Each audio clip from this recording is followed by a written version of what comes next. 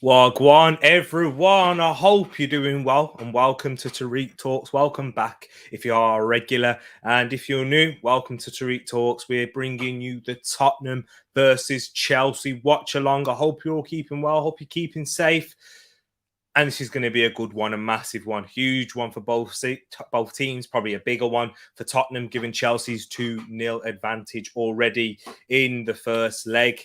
And we're bringing you here the watch along where we're going to discuss the game, talk about what's going to happen and what's happening. Well, that's not what's going to happen. I wish I could see that far into the future. Predict what's going to happen and talk about the game, most importantly, and then other things as well. But let me just run into the chat first. I hope you're all doing good. We've got Edmund in the place. Can Spurs do anything today? I'm going to say, nah, big up yourself, Ed. Hope you're keeping well. Maisie in the place. Look at that, showing love to me already. Big up yourself, Maisie.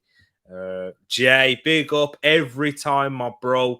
Love that right there. Blessings on blessings to you. Big up yourself, Ferbs. We've got Grace Staffy. We've got G Staffy in the building. Hello. We've got B&B. Evening all. Hamza with a popcorn. Big up yourself, Hamza. AFCON. I'm sorry. I'm not going to talk about it too much, but disappointing defeat for Egypt yesterday. Did a watch along, of course. Wonder how you're feeling. Let me know, Hamza.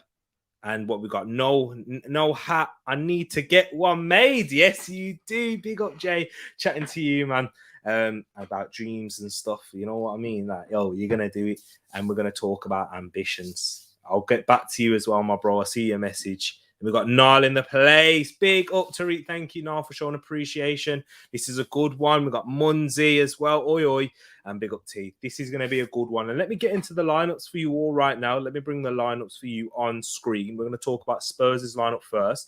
As you can see, Spurs' starting lineup. We've got Galini, Tanganga, Sanchez, Davis, Emerson, Winks, Højbjerg, Doherty, Lucas, Kane, and Lo Celso. So interesting team that Spurs have decided to go with. And let me just get the formation up on screen right now so I can really dissect it. As you can see, if you're looking at the bottom, the lineups is in the ticker. But yeah, Pierluigi Galini in goal, starting for Spurs. The guy on loan from Atalanta with an option to buy. They did play Hugo Lloris in the last game. I thought that was quite interesting. Now that they've switched to Galini, is that a sign that Conte doesn't feel like he can come back? Is he not trusting Lloris? I don't know. It's a bit of a weird one, unless he's made promises that is to both goalkeepers, we're going to play you in one leg. That could be the case. I'm literally just discussed and changed my mind. So we're speaking to you. We've got Tanganga, Sanchez, and Davis looking like they're going to play in a back three. Tanganga on the right, Sanchez in the middle, and Davis off the left. Davis had a bit of a resurgence under Antonio Conte, if we're going to be honest. That's what Antonio Conte does. He does make average players. No disrespect to Ben Davis there, but he wasn't having a great end. Well, it looked like he was heading towards the end of his Tottenham career. He hasn't had a great part of his career at Tottenham of late, but since Antonio's come in, got him playing in that left centre-back position, overlapping, getting forward, getting into the box as well at times. We know with Ben Davis, his best attributes and his strengths in terms of being a footballer is defensively. He's good at doing that, but he's not good enough going forward to be a left back, in my opinion. But in this left centre back position, he's got the legs. He's definitely got the energy to go backwards and forwards. It's just mainly to do with technical ability and quality. So he will probably provide some support to Doherty, who will be playing left wing back. And he had a shocker. He's not had a good Tottenham career, full stop, since he signed under Jose Mourinho. And he had a horrible game last week. He got taken off at half time. Yeah, it's been difficult for Matt Doherty, and in a way, I kind of feel sorry for him. I really do. I know it sounds weird because I'm an Arsenal fan. If you don't know, I am an Arsenal fan, and for me to be saying I feel sorry for Matt Doherty, I've grown up. Well, I'm not grown up. I've got family who are Wolves fans, so I've very much kept an eye on Matt Doherty, and he was terrific under Nuno Espirito Santo. But yeah, he's not being able to find his form. Look to the past, look to what he did under Nuno Espirito Santo and translate that in a Tottenham shirt, which, hey, for an Arsenal, and as an Arsenal fan perspective, I'm happy. But as just a regular football fan, which is what I am, which is why I do watch-alongs for games like Tottenham versus Chelsea. That it's a shame really to see a player like that and the way his career is going. But we've got Højbjerg, Winks in the middle. Not too much to say about that. Winks, he looked like he had a bit of an upturn in form when Conte came in. He had a fantastic game against Liverpool in that 2-2 draw where Tottenham looked very impressive, but we have to take into consideration the players missing for Liverpool in that game. And in taking into consideration Liverpool's away form this season, it has been very up and down. Jekyll and Hyde, Liverpool have been home and away. So you don't know what to expect. Well, not really at home, but mainly away. You don't really know what to expect with Liverpool. But yeah, so we got Højbjerg in there, the destroyer, the tackler that he seems to be. And that's really his strengths, to provide that defensive spark to steal in the middle, and Winks to try and play the balls forward to the likes of Kane, Lucas Moura, Lo Celso. It'll be interesting to see where Lo Celso plays in the formation that he goes with, because what I'm seeing so far on Flash Score is a 3-4-3. It may be something more like a 3-5-2. I believe it probably will be a 3-5-2 now instead. I don't think we'll see Lo Celso on the wings, even though I think he has played on the wings in his career before at Real Betis. But then we've got Emerson Royale on the right side. He's not been particularly impressive. He's had a lot of... Yeah, he's been better than Doherty, but not much better. Lucas Moura and Harry Kane, they're the threats for Tottenham. And let me bring you the Chelsea lineup, the starting lineup. We have Kepa Arrizabalaga in goal, and then at the back three. So if it is what Flash Score says, a 3-4-3, which I highly doubt it is, from Tottenham, I think they're playing with a 3-5-2, and Chelsea will be playing in their regular 3-4-3. So Kepa Arrizabalaga in goal with Andreas Christensen, Malang Sarr, and Rudiger in the back three. I think we may see Sarr. I know he's left-footed. We may see Sarr playing in that right centre-back position. Let me know in the chat. Let me know your thoughts if you think we'll see that. Rudiger, left centre-back, of course. You can't really take him out of there. Hudson-Odoi on the left wing back position. Kovacic and Jorginho, the central midfield partners. Azpilicueta at right wing back. Timo Werner, Romelu Lukaku, and Mason Mount making up the front three. But let me get into the comments. Let me get right in here for everyone. Too much. Yeah, I can't remember how much it was, actually. I can't remember. I got it a while ago. I'll find it and let you know on message, actually. I just can't remember. How was it? It was over 100 quid, I know that. Looks very Spursy with no sun. B&B, Chelsea, massive favourites for me. I know exactly where you're coming from. 10 donkeys and game all. Big up yourself, Joe. Love to see that. Look at that, even B&B. He's resting. Old man Hugo for Sunday. Maybe, could be. Makes sense. That does make some sense, Joe. But yeah, I'm thinking about that game. It's getting me nervous. But big up Matt G as well. Thank you for coming in, showing love. You're going to do a watch along for the Borough versus Man United game, T. When is it on TV? Is it been announced yet, Grace? When the game is going to happen? It is in January. Yeah, it's in like that end of January. So let me know, Grace, in the chat. Guess who's back? Call a friend, tell a friend Casey's back. Big up yourself, Casey. But yes, people, there's the lineups that I brought for both sides. Let me know your thoughts in the chat of how this game's going to go. Started nice and, well, it wasn't early. Started earlier than planned. Earlier than I usually have, but not earlier than planned. I plan to start even earlier. I have got AFCON on my screen right now. We're about 15 minutes till kickoff at this point. So this is just where me chatting, talking to you guys, get sharing, get liking if you haven't done so already. And if you're new, don't forget to hit that subscribe button. You're more than welcome to come and join the Tereak Talks family. Sorry, I don't know why I did a big pause there. I'm just looking at the game. Ivory Coast are winning by 1-0 against Equatorial Guinea, but they're having a look at something here. So I'm just having a drink of water, but apologies, people, but yeah, it's going to be an interesting one. I believe Tottenham going to have to start firing. They're going to have to start this game really fast. Probably going to look to score as early as possible. If they can score within the first half, the game at 2-0. They're always in within a chance. It's not like Tottenham to do that if they was to do and have a massive comeback. I mean, I say that when they've got Lucas Moura playing, who was probably a part of one of the better comebacks. I wouldn't say the greatest, because there was a better comeback in that exact same semi-final, which was Liverpool versus Barcelona. But their comeback against Ajax was pretty good. Even as an Arsenal fan, I have to say that. I've got keen interest, of course, not just watching football, but just watching to see how Spurs do play.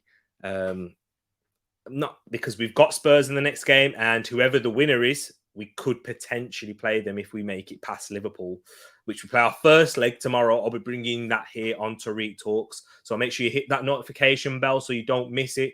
Please make sure you do, because I know sometimes YouTube notifications doesn't really push it out. But yeah, follow me on the socials as well if you want to see when I will be posting, and hit the post notification bell and all those things as well. But let me go into the chat right now. And if you are new, do get into the chat. Get into the comments. If you're watching this afterwards, the chat, you're welcome. This is what we do. We talk about anything, whatever you want to talk about. It could be football. It could be about Spurs, Chelsea, Arsenal, Crystal Palace, Plymouth Argyle, Shrewsbury, you name it. Or we could just talk about the bees, the birds and the bees, as they call it. No, we can't, I'm not talking about that. But don't you just hate it when your local car salesman sends a text looking for you to buy a new car? My car is 6 years old, and I'll get another one. I'll get another 6 years out of it. Yeah, some people do get a new car like every year, though. Some people, if you got that money, but some people like to change their car every 3 years, 6 years, and some people like to keep it for a prolonged period of time. The FA Cup games are on ITV or BBC. Yes, they are. They are on satellite over here in the UK. BBC, like the red button, you just have to look through the channels. But usually what happens is, Grace, they announce at some point which game's going to be on which channel and the date and time of each game. Has it been announced yet? I'll have a look whilst we're here. I don't believe it has, but unless it's happened today. I've not been too clued up on the news today, people, in terms of football. So if you've got anything that you want to talk about in the chat, feel more than free to chuck it in there. It could be football related. It could be anything. But let's have a look. I'm just having a look. Sorry, people. See, if you can let me know in the chat, I'm looking. There you go. PCP every 3 years. Yes, it is correct. It's not a bad way. It's you know what, Casey. I'm guessing you bought your car outright. I'm guessing that's what you've done. So yeah, if you buy your car outright, there's no point buying one, like a new one, every 3 years. But if you're doing PCP, then that's fine. FA Cup, this is it, man. Taking too long. I'm a bit tired today. I'm not even going to lie, people. I am. Been feeling it a little bit. Saturday. Yeah, they've not released the. They haven't released the times yet. It's in February anyway. So it's happening on that first weekend of February. Is it the first weekend? Yeah, it is the first weekend of February, the 5th. Look, there you go. Hey, KC. I wish I was. Oh, man. But I'm looking forward to this one. I really want to see how Spurs... This is me on a scouting mission to really analyse how Spurs are going to play. If there's going to be any difference, or they're just going to be like Spurs. Arsenal fans, big up yourselves in the chat. But you probably are. And that's fine. That's fine, Casey. Hey. But Casey, I'm richer in love. Do you know what I mean? I got a lot of love. You're trying to make me bite. That's what you're trying to do. But let me come back into the chat. Paxton, speak, my brother Paxton. Guess what? Also, I'm letting you know, everybody watching, we have got a Premier League preview coming tomorrow. It's coming early though. Not tomorrow, my bad. See, I told you I'm tired. I don't even know what days it is. So we've got a Premier League preview coming for you at 12 o'clock on Friday. Discussed it with Edmund. Edmund's coming on. We've worked the best time. I can't do it in the evening.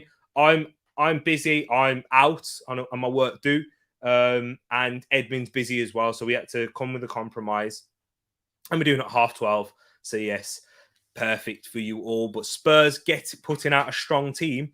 I take this time to rest a lot of players where possible. They ain't winning this. I agree with you. I don't believe that they will win this. I don't think Spurs...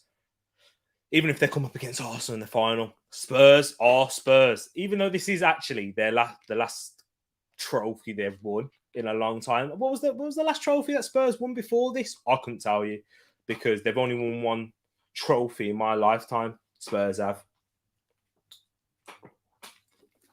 and it was this one. What's Gray saying there? Going to see if my dad can take me as a birthday present. When's your birthday? Is your birthday in February? Or is it end of January? Let me know. Let us know, Grace. Let us know, Grace. G Staffy. I'm not as good. I'm not as good looking as you. Hey, Casey. Woo, woo, woo. Coming up with the compliments. Thank you very much. It's the fresh trim, Casey. That's what they say it is. Tereak Craig David. I'm a man who'll always be there. Oh, Carabao Cup and 8th of Feb. Ooh. I feel like I know someone whose birthday is on the 8th of Feb.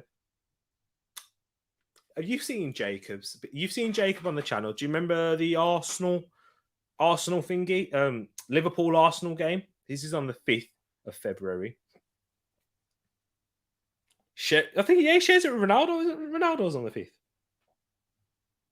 Ronaldo's birthday. No, is Ronaldo on the 6th?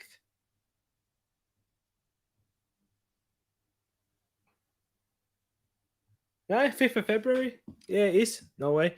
The England women are playing Canada at the Riverside Stadium. So I'm going to that one. Oh, no way. Hey, Grace, when Moss comes into the chat, make sure you do that. Make sure you mention that.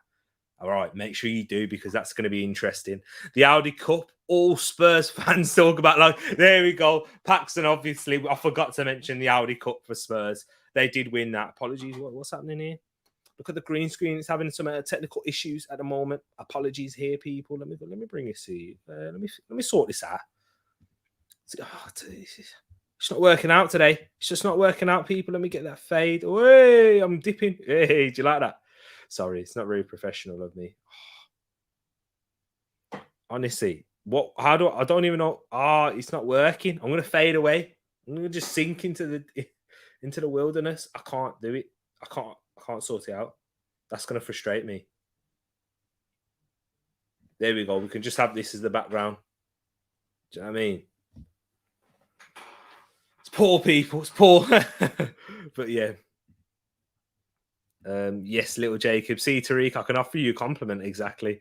I am blushing. Tell me about it. OMG, forgot he was from Canada. Exactly. Why have you got the green screens here? You haven't cleaned your bedroom, Mama G. Wouldn't be happy. Exactly that. That's why I've got a green screen. I need to sort it out. As you can see, this is why it's looking all mad at the moment. There's nothing on the background. I probably just need to change the background. That was brilliant. Fade away. You see, Casey, Joe, this isn't flirting. This isn't what he does. He just starts taking the mick out of me straight away. Gives me one little compliment. One compliment out of 99 disses. But yeah, I'm going to try and bring it back for you. Apologies for that. Technical difficulties, of course. Might just have to change it. Nah, it's not that. It's something to do. Yeah, it's the light.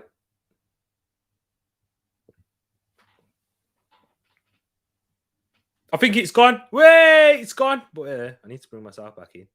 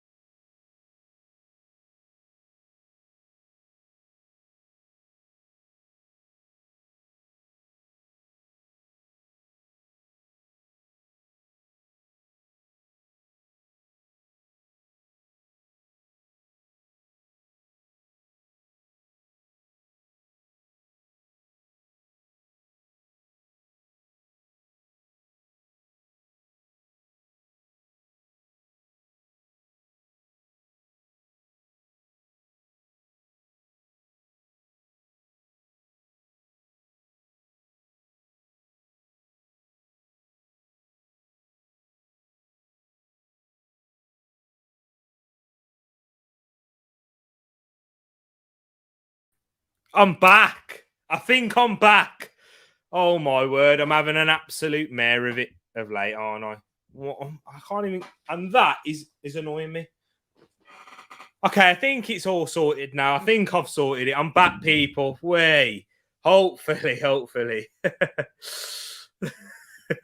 I'm just having a look at the comments. I'm having a look at the comments. Let me sit back. There we go. Make sure that green screen's okay. And why is this in the background? We're not doing this. What? Oh my word. I'm having a bit. I've just noticed what's the background. This isn't the background I'm meant to have. This is the background I'm meant to have. There we go. Oh man, apologies, people. Apologies. Let me get into the comments. Right here for you again. My big head back on screen. That little flickering in the corner is gonna. I need to stop worried about that. That was brilliant. That's Barca side. Are you watching Barcelona at the moment? Let me have a look on the. What's the side? Chalk it down. I'm getting it. The background is fantastic. He's either really focused and doesn't blink or he's frozen. Nah, technical difficulties. Thank you, Paxton. Big up yourself, DMC. Big up yourself, DMC. Love to you. Oh, man. The scheduled program will return shortly. He's back.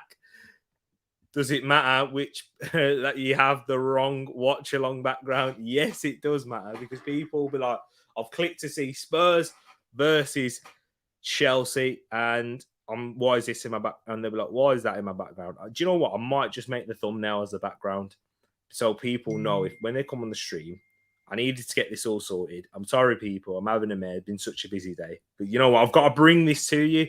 Let's get the game sorted. Let's get the game on telly. Come on. The players are ready. I'm ready. The players are down, taking the knee. Wrong one. That's not the one. It's Tottenham versus Chelsea. And it's been kicked off. Here's the game. It has kicked off, people. We're live. Chelsea kicking from left to right. Let me get the score and banner.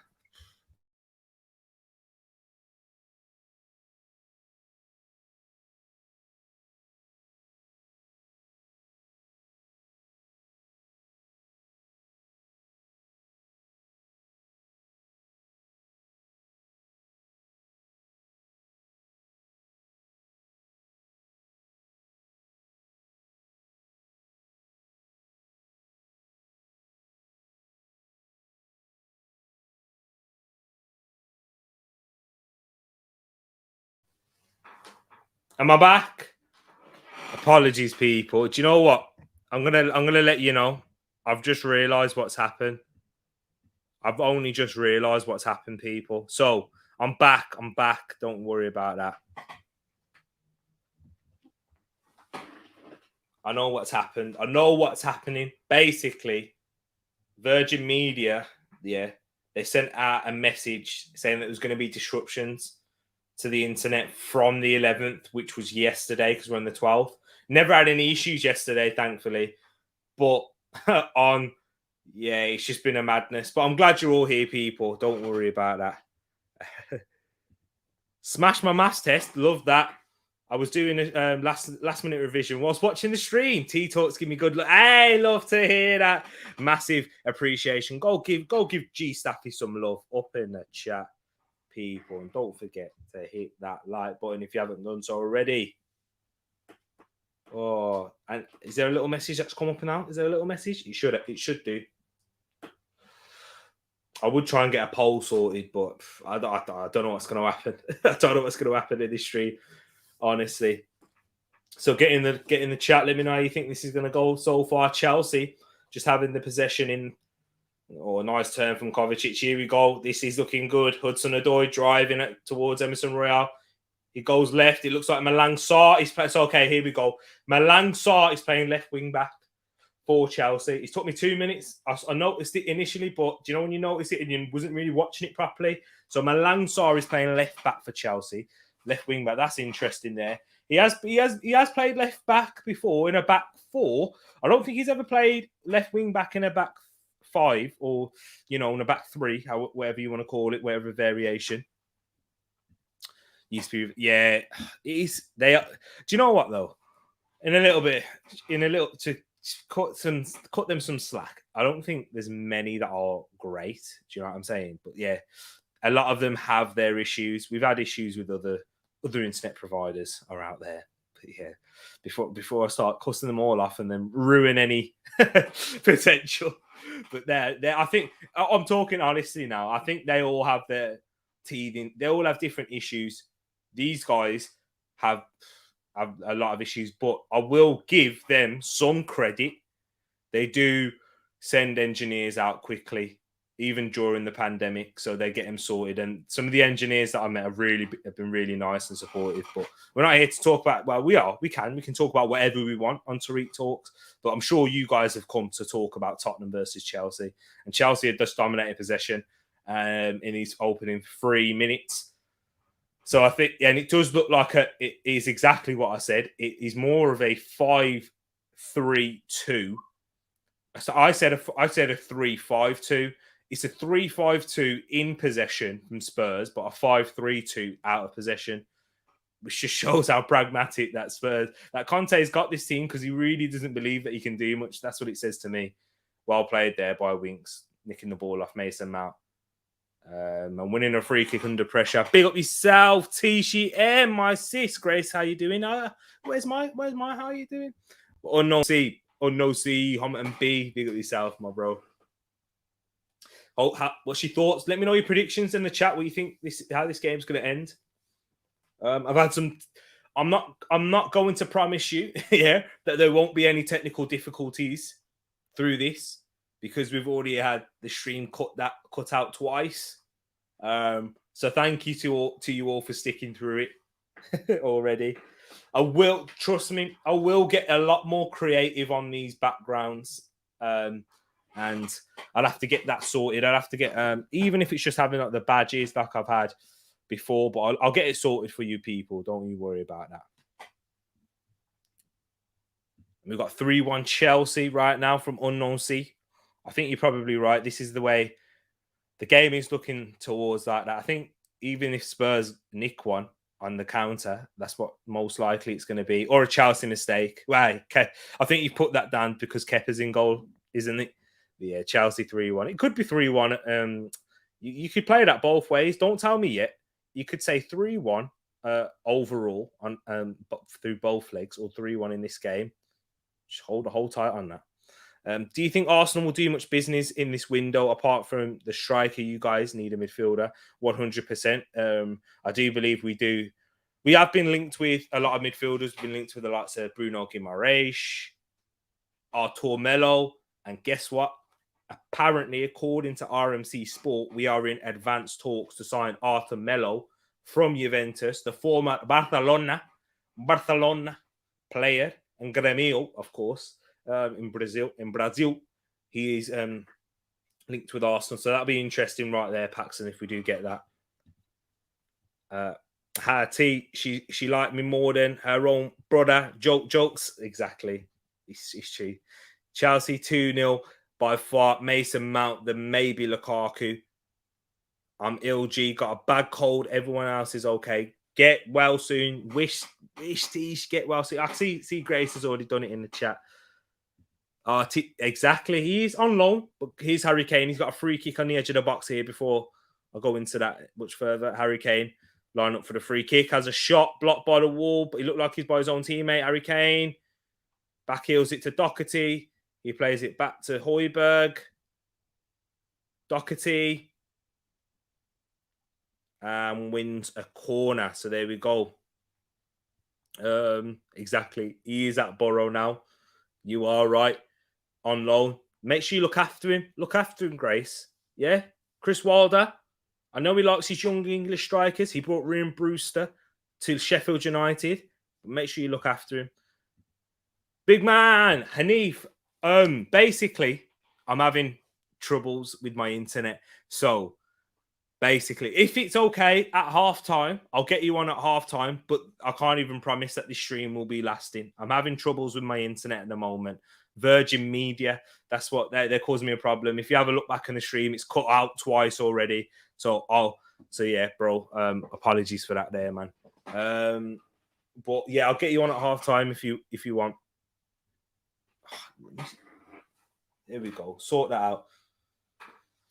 Look at that. Get some Lemsip down you then, and you'll be chilling. Hope you get better soon. And TCM thinks it'll be 2-0 to Chelsea. I'm trying to sort. I probably need to sit about here, don't I? I say that.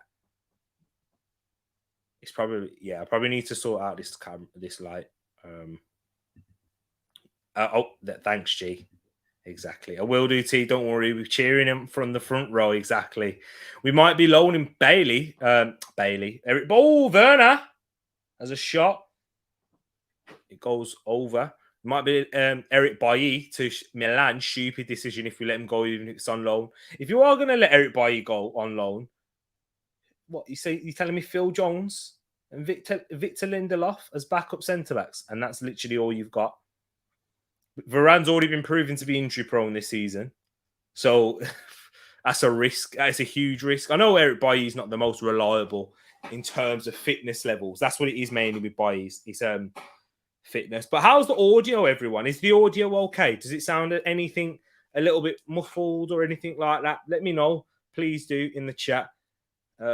Because I'm having internet connection issues and sometimes that can affect the audio too.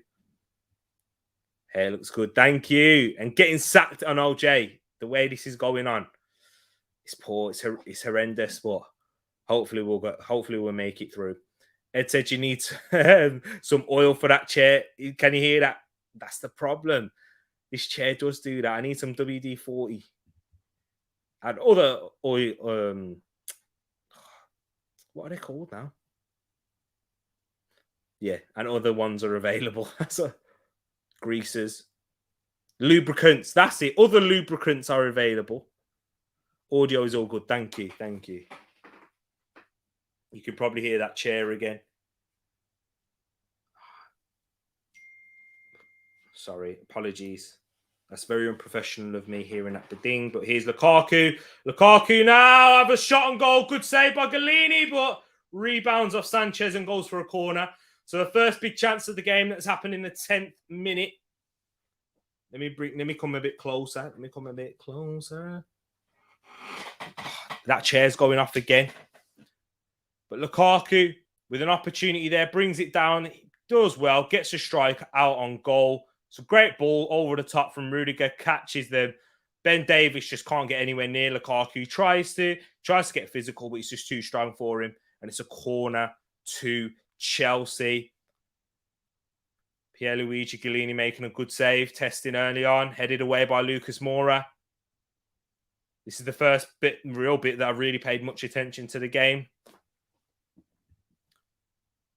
WT for the creaking voice. One comment from Casey. Now it all comes back. This is why I can't get too invested. I can't get too high because if I'll get too low when he tries to make me bite.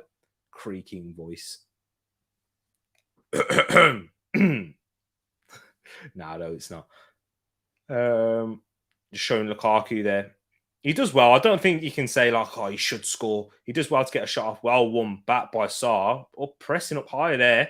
Looking like N'Golo Kante. Kovacic into Mount. Mount, good triangle. Good football play by Chelsea between Kovacic, Mount and Lukaku. But Harry Winks again reading the play. Hey, I think somebody else has been watching N'Golo Kante here. Look who's in here. Nice. No hat today. Moss, because there's no hat, does that mean that you'll be staying? Hey, does that mean that you'll be staying to watch? And look, Winks is crap. Yeah, Jamie, do you know what? He's shocking. But he's had a good start in this game. Winks, I don't really rate him much either. Even as an England fan, not just a Tottenham fan. I mean, a Tottenham fan? Oh! I mean, even not just because I'm an Arsenal fan. But yeah, I don't really rate him as a footballer in general.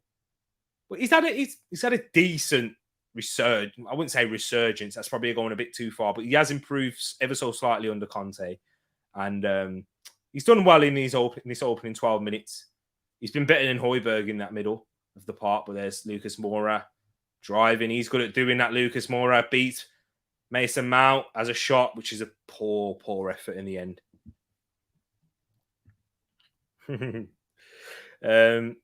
He's had a fresh trim, Moss, exactly. Cote d'Ivoire looking good. Pepe Zaha on a bench. I got this on West Ham, so keep me updated. I will. It's still 13 minutes gone. Lukaku's had a decent chance on goal, which was not blocked. It was saved by Pierluigi Galini. I'm not going to say he should score, but he does well to create the chance with his strength, brute strength. Ben Davies tries to get there, has a shot across. And it's a good save from Galini. And the first real shot. Here we go. Hey, here's Harry Kane now. He has a shot blocked by Christensen. Good block by Andreas Christensen. Winks is better than McFred. There you go. And that's coming from a Manchester United fan. You're a Tottenham fan. No, I'm not teasing. No, don't. No clipping. I got an EPL and AFCON rolling TNT talks. OMG. Look at that. Good combination right there. And listen to that, Moss. Grace has got a comment for you. She mentioned it earlier, but I told her to save it just for you. How much do you listen to at once, Moss? I know. Tell me about it. Do you know what? You know who's like that? Courtney. Courtney can listen to a lot of things at once. Oh, man. I don't understand how he does it. Moss has 10 ears. He's love it. Moss has got a good setup. Imagine the setup that he's got to be able to do that. Think about all the devices. He's watching West Ham versus Norwich. He's watching Ivory Coast. Are you watching Ivory Coast game? And you're listening to me and Roland. I can guarantee you that. So you've got a minimum 3 screens on the go right now. Edmund present and correct. Exactly that. Who has the worst midfield 2 options? Spursy or Manchester United? That's a very good question. B&B, that is a good one because McFred versus... Do you know what? I'm going to say Spurs, and not just because I'm an Arsenal fan. I'm going to say Spurs because we're there. Werner, across, Hudson-Odoi, shot blocked by Lascelles, so corner for Chelsea. But the reason I'll say Spurs is because at least Manchester United's midfielders, Scott McTominay and Fred. See, I can't get them both out of my head. McTominay and Fred can both score goals, whereas Højbjerg and Winks barely score. I know Højbjerg scored like 2 goals last season. Winks, I can't remember the last time he scored. And progressing the ball in the midfield, they're both not great at it. Defensively, Højbjerg's probably the Højbjerg versus Fred. Yeah, I'd say Man United is slightly better, so Spurs is worse. Man Moss Cave, I love that. What do you think of Zakaria to Man United? And Ed he won't be scared anymore because it looks like Neves is saying safe until the summer. Spurs have a crap 11, not just midfield. Yeah, it's true. Hey, Jamie, I'm all out for the Spurs slander. And we've got B&B, we've got Moss, they're all out for it too. This is what I'm saying. This is why I'm not scared. I'm not worried of Tottenham, Jamie, and that's why, I've heard a lot of Arsenal fans say, "Oh yeah, I'm worried about Tottenham. Well, they could finish 4th if they beat us. We'll finish below them." I can categorically say Tottenham aren't finishing 4th. They're not with this current side. They'll have to make at least 4 signings for me if they're going to have a chance, and about 3 of them have got a bang. And let's be honest, not all 4 signings are going to bang. Arsenal have had a really good transfer window in the summer. Not so good January so far, but the last summer didn't really start great. So Arsenal do tend to pick up their pace in the summer. But we've had our signings do well, but not even all of them have banged. I wouldn't even go to say that. Some of them will be a failure by the time they leave Arsenal. That's just going to be... Or deemed as jury still out. Not necessarily a failure, but... Ball whipped in! Oh, 1-0 to Chelsea. That's tie over. Tie is done. The tie is done, ladies and gentlemen. Goal for Antonio Rudiger. He scored again at the Tottenham Stadium. Goal for Chelsea. Antonio Rudiger. Let me get this up on screen just for you, for y'all. Goal for Chelsea. Antonio Rudiger makes it 1-0 in the 18th minute. Spurs, I think that's the tie done and dusted. Don't you think, people? Good night. Good night, Spurs. This is the game. That's the game all sorted for me. It hits Galini's in no man's land. Let's watch it again. Corner whipped in. Galini comes out of his area. He leaves the goal wide open, elects to punch it, completely misses it. He and Rudiger just heads it in off the bar into the net. And there we go. Rudiger in the 18th minute. Right there. Let's get this scrolling. 1-0 to Chelsea already. Oh, the Chelsea fans, you can see him in the back there. As Chelsea are trying to play out of their own half, and they've done it well so far. Spurs, the pressure's mounting on them. Antonio Conte. Oh, it's not a good pass from Jorginho, but it's won back by Højbjerg. It was a poor loose ball, but Aspilicueta wins it back. Sorry, I don't know why my eyes started. I started crying for Spurs. Here's Kovacic now in the Spurs half. Chelsea, calm. Game done. 3-0 and aggregate. I think I might need to get that in here as well. Let me try and get that in here. Let me try and get that in there. So that's Spurs done and dusted.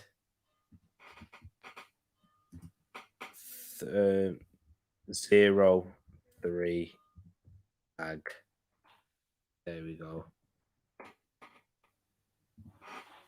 3-0 on aggregate for Chelsea. It's tie over now. Tie over, surely. Spurs got to score 3 goals just to take it to extra time. This isn't happening, ladies and gents. There's loads of comments I need to run through now. Loads of comments. Apologies to everyone. I've missed so many comments. I don't know what's happening here. It just suddenly all come through. McSauce and fake Brazilian, if played. Sorry, the chair's going off again. And let's get back. Oh man, the whole green screen's just a shambles. There we go. McSauce and fake Brazilian, if playing in the right position, are decent. Winks is just horrible. Yeah, exactly. The chair's gonna go squeaking again. I need to come forward, but every time I come forward, like, technical issues. Still need to get this sorted. People say men can't multitask. Exactly. What do you think of Coutinho joining Villa? Philip Coutinho. I mean, he was linked with Arsenal. I wouldn't have wanted Coutinho because I don't want those types of players at the point in his career. I think Villa fans are excited because of the name of Philippe Coutinho. However, and what he's previously done at Liverpool, but he's not been at those levels for years now. And unfortunately, I'm going to go early and say it's not going to work out. We won't see Coutinho in a Villa shirt next season. I'm going to say that because the buyout is 40 million. It's not going to happen. I don't think it'll work out. Yeah, it's at the point in his career now. It's like what we saw with Willian. When Willian came to Arsenal, it just didn't work out. He wasn't the Willian of before as what he was at Chelsea. He's not Willian at his best, and I just don't think it'll work out for Philippe Coutinho, unfortunately. Unfortunately, Villa fans, if there's any watching, I like McTominay. I will continue to say he's a fine squad player. I agree. I totally agree with you, Ed. You've heard me say this. I think he's a good squad player, and he could be a squad player in a decent Man United side. I hope every footballer that comes to Borough tries a Palmer, because if they don't, I ain't welcoming them. So I'm going to have to get Balogun to try a Palmer. Hey, you're going to have to. There's probably always. I've not tried a Palmer yet. If I sign for Middlesbrough, hey, I'll tell you someone who's good for Middlesbrough. I know he's not there right now, Grace, but you know Jed Spence? He's at Forest. What a baller he is. So you're telling me there is a chance. A chance of what? A chance of what? Did I say something? This was ages ago. Like, this comment was about 5 minutes ago. This is how much in the comments I need to catch up on. I'm going to skip through. If any of you, I'm going to try and have a look right now. Spurs not even trying. Joke Club. Exactly. Yeah, this game's basically done and dusted now. It doesn't look like Spurs are trying at all. And you said it, it's over. Ed can't even type multitask. Oh wow. Spurs, thank you for the oh, good save from Doherty. I knew he was going to say that. Corner, Galini, another save again. At 3-point lane. It's not even in the league. Callum Hudson-Odoi cutting inside. Scored a goal on the weekend. Good save. Takes a little nick off Sanchez as well. A little one. Yeah, it takes a little one. Probably brings it slightly towards, but I think the keeper was going to save it anyway. How has Origi had more special moments than Harry Kane? Origi's got more trophies than Harry Kane. And Jamie, Eddie, and Ketty has got more trophies than Harry Kane. Me and Ed, multitasking champs.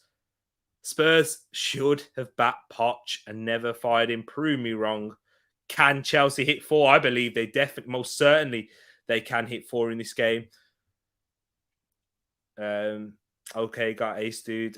Back to Ivory Courts. Exactly. I can't even read. Being Sports. There's Kane putting some pressure on Kepa Arrizabalaga right there.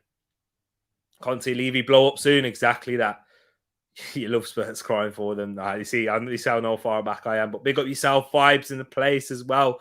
It's the history of the Tottenham, and here comes Chelsea again. Here's Werner, cuts it back for Hudson-Odoi. He loses his balance, and Højbjerg wins the ball. We believe in the history. Vibes, yes, we do. We've been speaking about it in the WhatsApp chat about that. It's the history of the Tottenham. You are smashing them for sure, Hanif. It's a job. Big up yourself, Louis. I hope you're keeping well. Thank you for coming in. Thank you for coming in, showing love. Kane or Vardy? Kane. Vardy's got more trophies, but Kane. If you're putting me on the spot, you're confident about playing false positives FC tomorrow? No.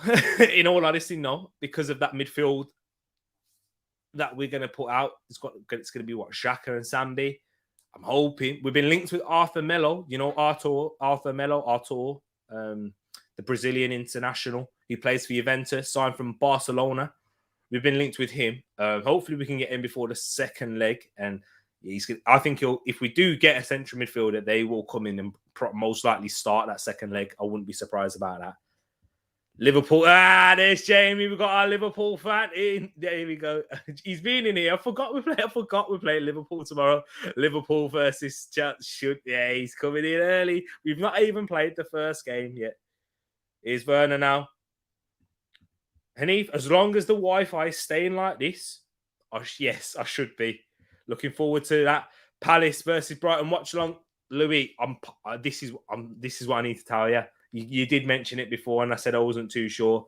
Unfortunately, I won't be able to do it, Louis. My apologies. I've got my work due. It has been confirmed. It was confirmed today. I've got my work due. That was meant to happen on Christmas, but, C19 messed that up. It is on Friday, and I will be out at 8 o'clock. I'll be back home probably about after 9, so it'd be way after. The game will nearly be done by the time I get back. So my apologies. Free kick here for Mason Mount, back to whip one in. We're going to draw. I hope so, Moss. Please smash that like button and subscribe if you're new.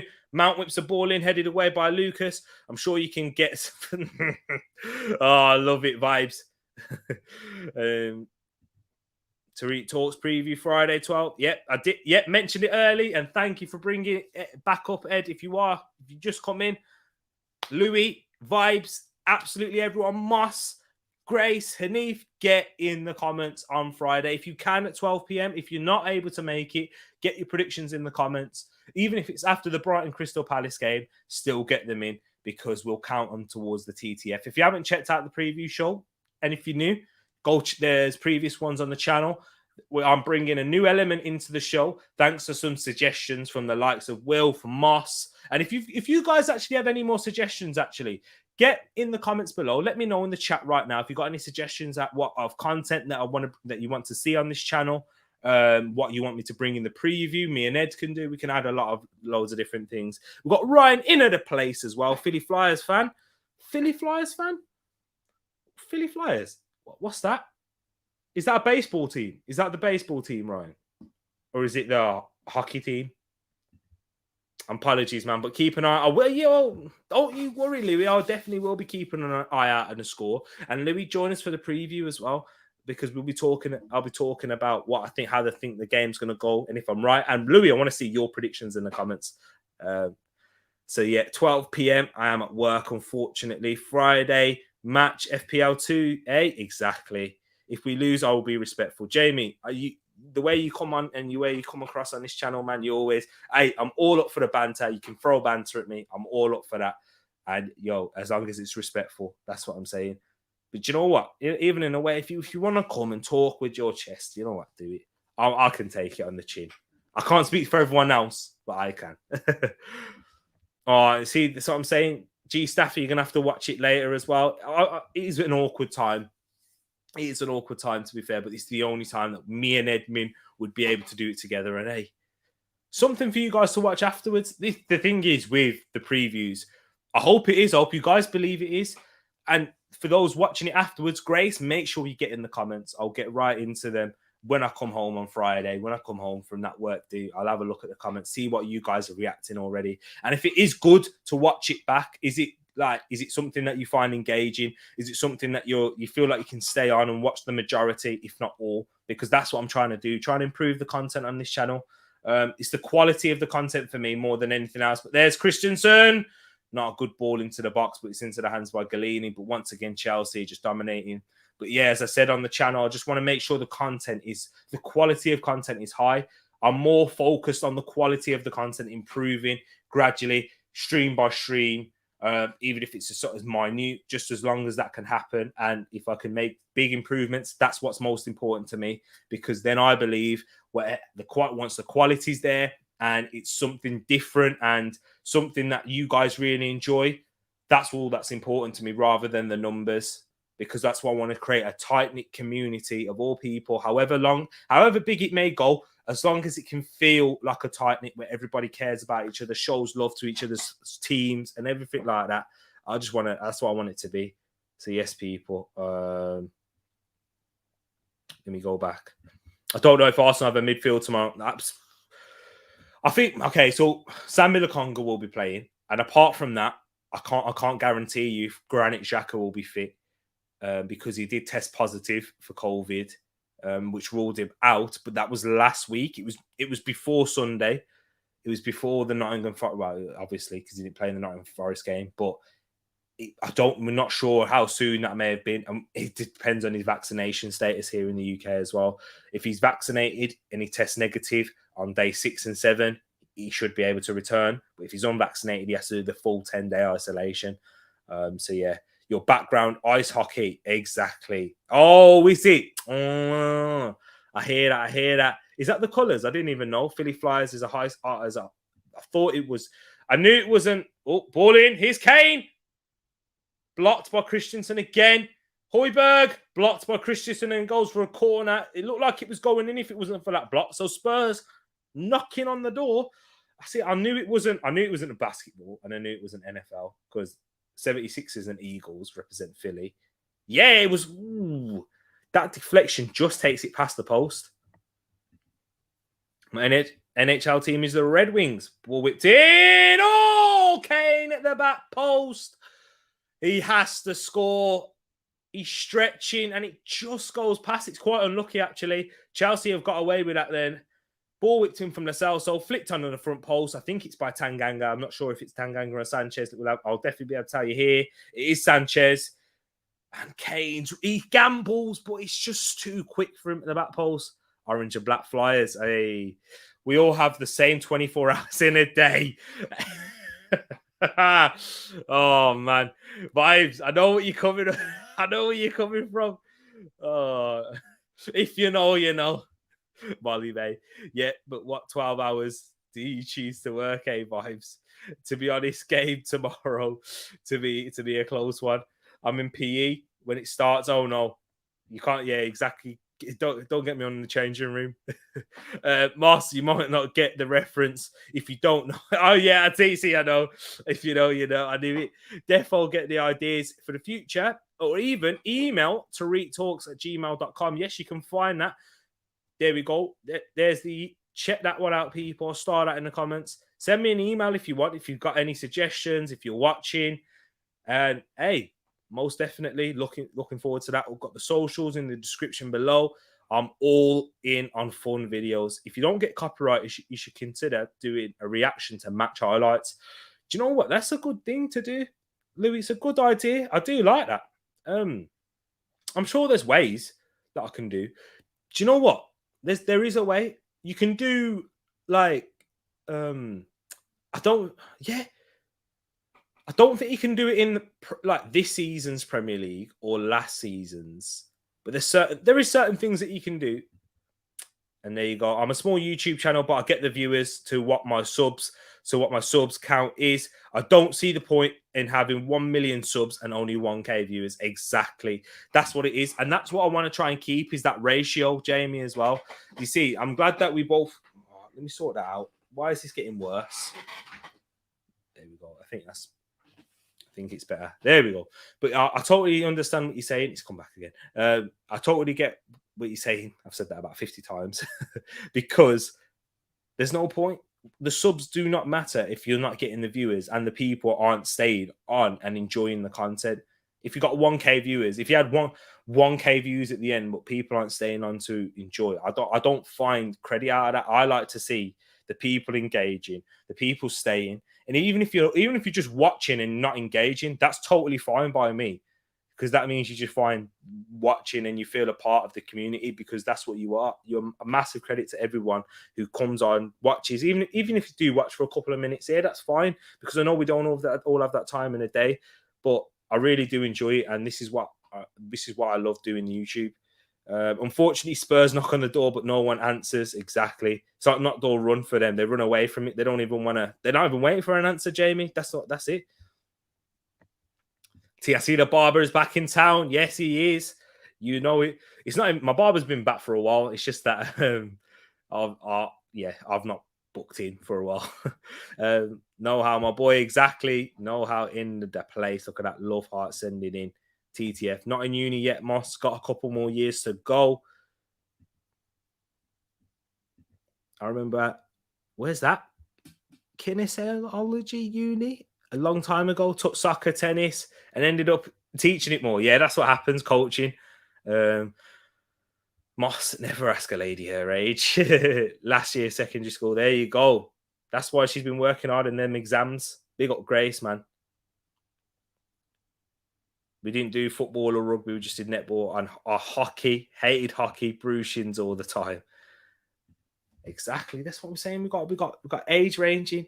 We've got age ranges into the TTF. Oh, see, I need to sort this out. It doesn't always work, but they're just showing the goal again. They're showing Galini's mistake. Galini's free as well. There's no pressure on him. He's got to deal with that. It's poor goalkeeping. Shocking goalkeeping in the end. Oh, here we go. Emerson. Oh, that's such a tame effort. I've literally just switched back to the game. And it's an awful shot on goal. He's onside as well, Emerson. Good ball by Lucas Moura. He's got Doherty, but his first touch lets him down. The angle isn't there for the cross. But here comes Hudson-Odoi. Hudson-Odoi now. Werner. So I'm guessing. I don't know where Sar's playing. Honestly, I really don't know. I couldn't tell you. Honestly, what's the formation? Hey, Jared Bowen scored. My captain. Yes. Love that. Captain Bowen. Yeah. Spurs really struggle with the semi. Hey. Love that one. I can educate the older people on the modern day stuff. Exactly. There you go. Grace, you can teach them how to turn on the TV. Yes, big goal. Jacob and his FPL team. Triple captain. I've got him as my captain too. Just finished work. I'm finding that I listen in, but can't jump into the comments. TTF still blessing whilst I'm marking or prepping for a lecture. You see, there we go. We always see Know-How popping in, and he stays and he listens for the engagement. Sometimes we may distract him, so he might have to turn me off. TTF, that's your fault, not mine. I forgot about. Yeah, I need to sort out FP out. Yep, he needs Antonio now. Keep up the grind, Know-How. And how's the wonderful Spurs doing? Doing what? Start again. Doing what Spurs do best. Bottling it. Spurs fans, if you're watching, I'm sorry. That's where all Spurs fans leave the stream. If you don't know, I am an Arsenal fan. But if you were playing well, I'd be more. Oh, they want to know that goal disallowed. You're joking. No, don't. You're messing with me. Don't banter. It has been. It's been a goal disallowed. But it's Spurs now. It's Kane. No foul. Well, it's a poor touch. Let him down. Loses control, and then just decides to drop to the ground. Here we go. We got another one right here. No Bowen goal. I know. Another video idea. Once the January window is over, you should give your opinion on each signing. Ooh. Louis, do you know what? I have got a stream planned for after the transfer window. And that's where, so I'm doing one for Arsenal, where it's just going to be talking about Arsenal, the signings, if we do make any signings or the lack of signings that we make. And what we're going to do as well is we're going to have a panel like we have had before. When did we have it now? I can't remember exactly when we had it, but it was at some point in the season. We had Rich on here, and I know you're familiar with Eagle Eyed. We had Roland. We had different fans. We had Newcastle fans. We had Adam, who's a Newcastle fan. We had Aled, who's a Liverpool fan. You'll be seeing him on in the Watchalong tomorrow before the game. And then we had Ed, of course, who's a Wolves fan, and we discussed about each team season, and we discussed about every other team. So I'm definitely looking to do that. I will talk about every signing in Jan, and that's a penalty! Penalty to Tottenham. What is Antonio Rudiger doing? But I don't know if that was inside the box. I'm not sure if the challenge was made inside the box. I think it was made outside the box.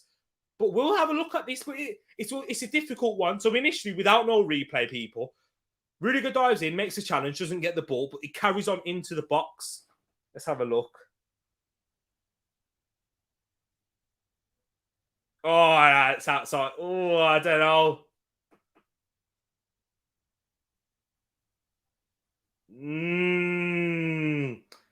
I don't know.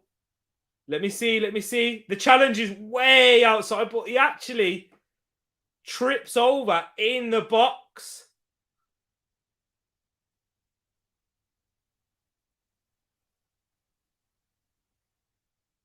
Is that VAR? Is VAR in the semi? Yeah, it is.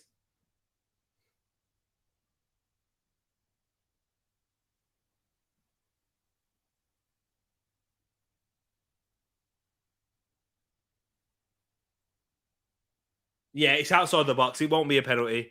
I mean, I don't think it's a dive because Rudiger's arm catches the back of his leg, so it will be outside the box. It's not in the box, so it will be a free kick. Moss got a mic. Nice. What mic did you get sent? What mic did you get? Dive, no foul. Ice. Oh, the blue ice one. T, your guests have been quality. Thank you. I really do appreciate that know-how. Big up the guests as well. Big up everyone who's come onto the channel. Love that. Football or dodgeball, then it's over. Yeah, it won't be a penalty. It won't be. I've done this before and I've said, oh, yeah, it's been given. But it won't be. It'll be a free kick in the end. He falls over in the box, which gives it a little bit of doubt. But I don't think it will be a penalty.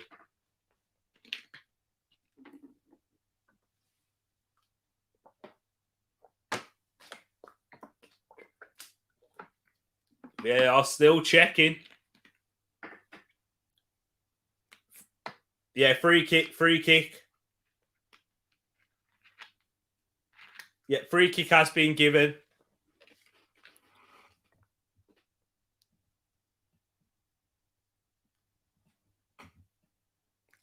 And Eve, this is it though.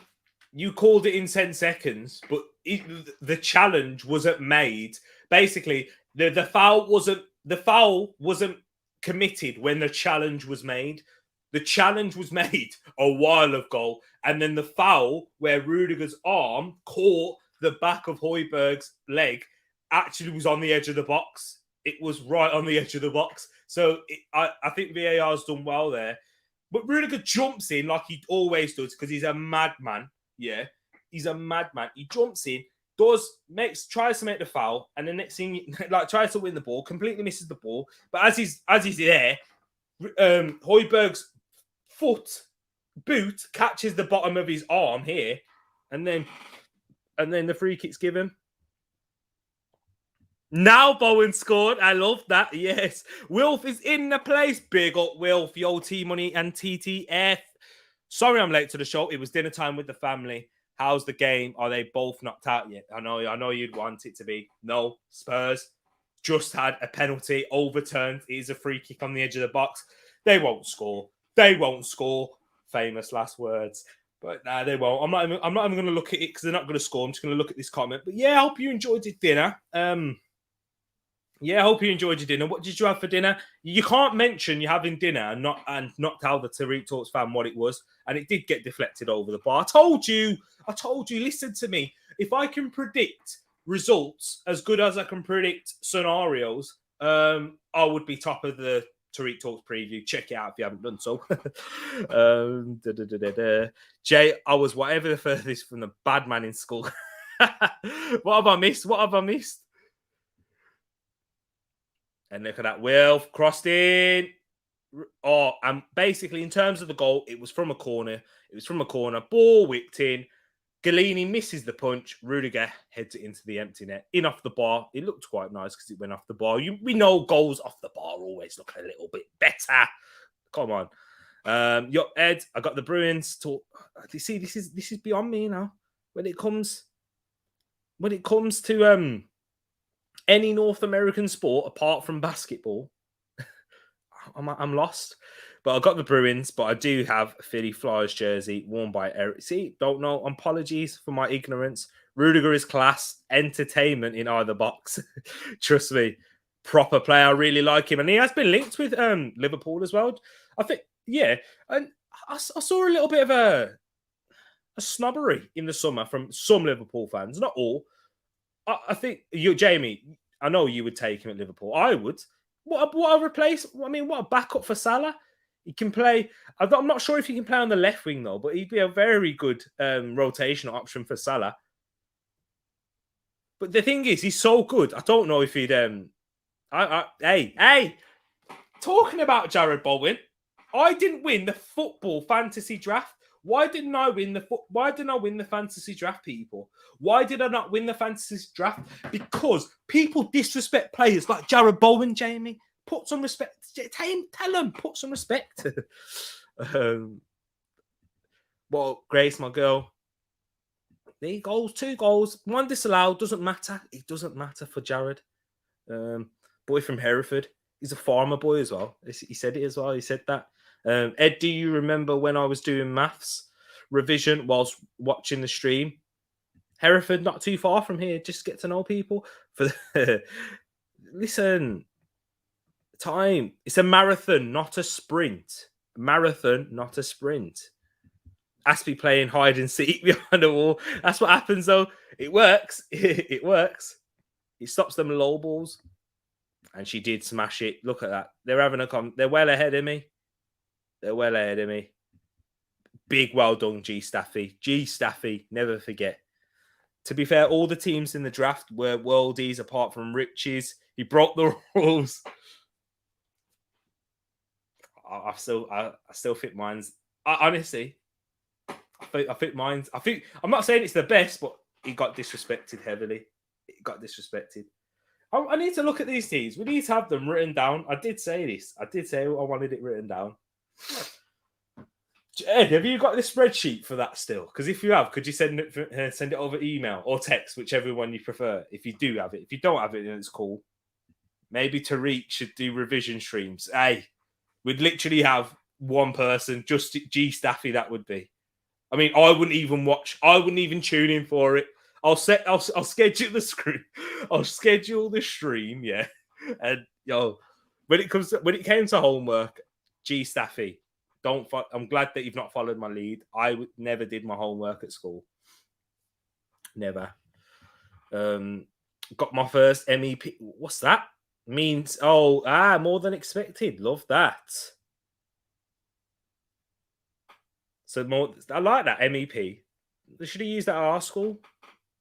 What did we have? It was like target grade or something like that. Dinner was Jamie Oliver's recipe, pan-seared lamb. Oh, half time, by the way. It's half time in the Spurs versus Chelsea game. But that comment just gave me more excitement than this game. No, in all fairness, it has been a decent game. There's been mistakes from the referee and the goalkeeper. Don't just blame AFCON. But do you know what? 75%. I'll be happy with that. All fancy Wilf. Fancy dinner, exactly. Need tea and Chelsea match in the background and Moss cracking jokes in the chat. That would be a first at uni. Exactly, it would be. 45 out of 60 would be a first. And you're actually bad at math. Love that, though. That's what happens. I wasn't very good at maths. I was predicted to get a D from year 8. I ended up getting a B in maths. Started from the bottom, now we're here. Not quite an A. Yes, I will, bro. Video idea. Get some old people on the channel, and let's talk international tournaments from before the internet was a thing. That's mainly for me.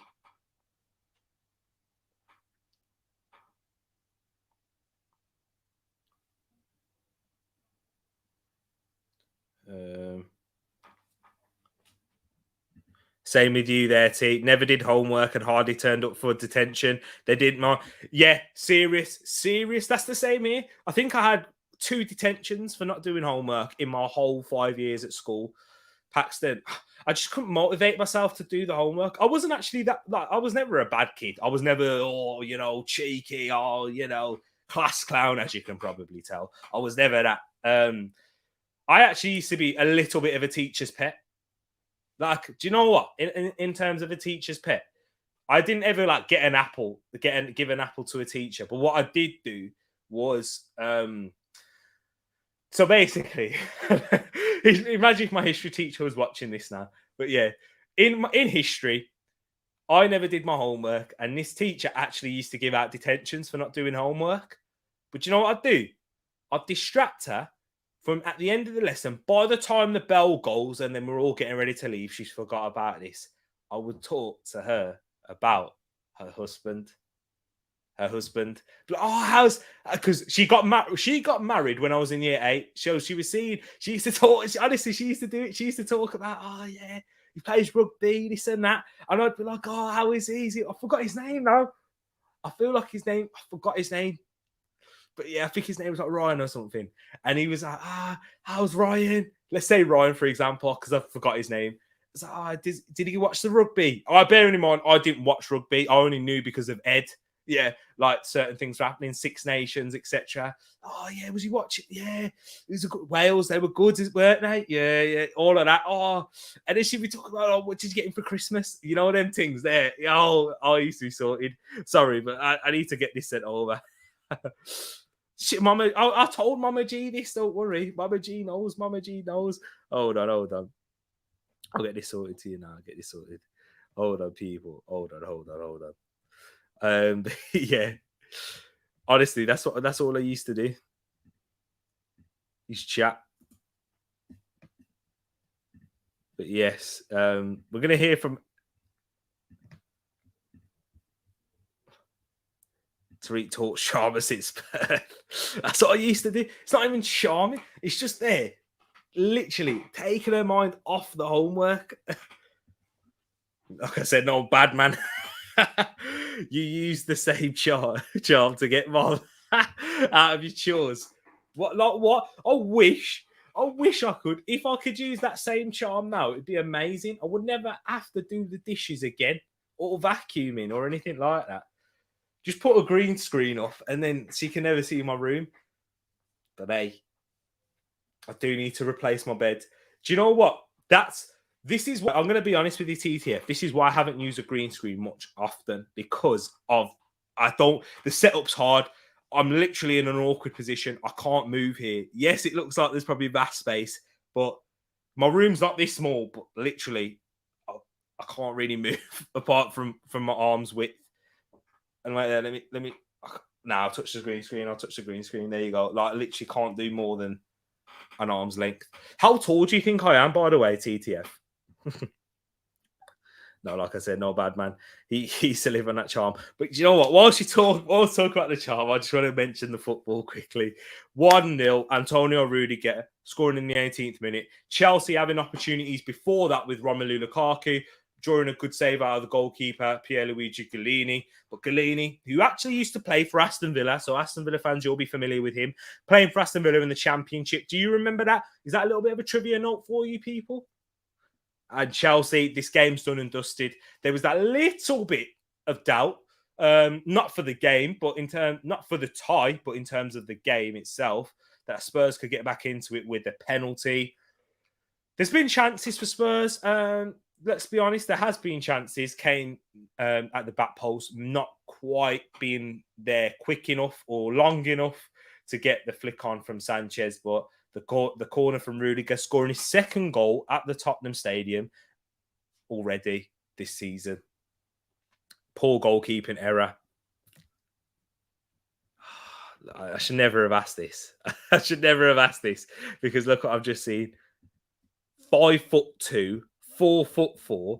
People will actually believe that, Tisha, because you're my sister. Okay. T, can you rate Andres Christensen, Christian Romero, Ben White, Connor Cody, Harry Maguire, Rafael Varane in order from first being the best and sixth being the worst? I'm going to do that for you right now. So let me do it. Let me do it quick, and then we'll bring in my guest. So, and then and my guest, it's Hanif, people. Let me bring him in right now, actually, because we'll do this together. Big up. How are we doing? You all right? This is an initiation question for you from Know-How. Before we talk about the game, yeah.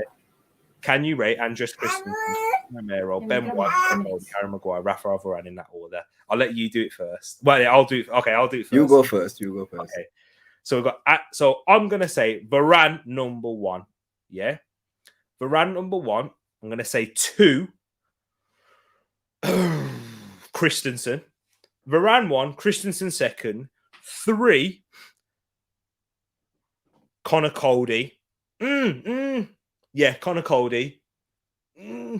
Actually, no. In a back four, I'm going to say Ben White. I haven't seen much of Christian Romero, but I'm just going to say he's better than Harry Maguire. So, 1, Rafael Varane.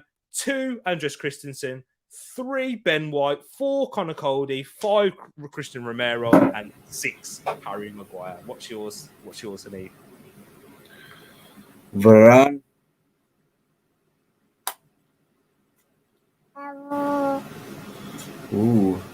Varane.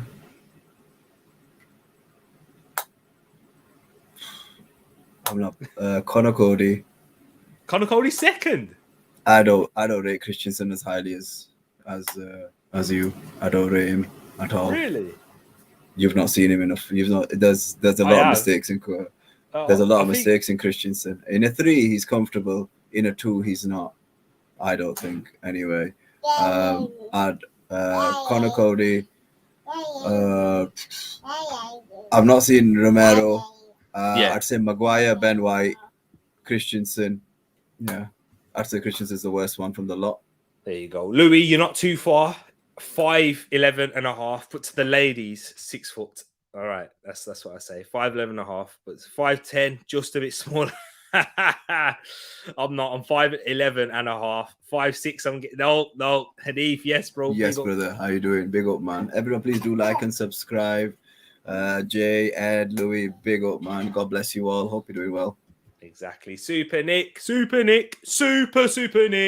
La la la. Big up yourself, Super Nick. Hey, we've got a chant for Casey, Super Nick. We need a chant for everyone else now. Hanif, if you've got any ideas for everyone else in the chat.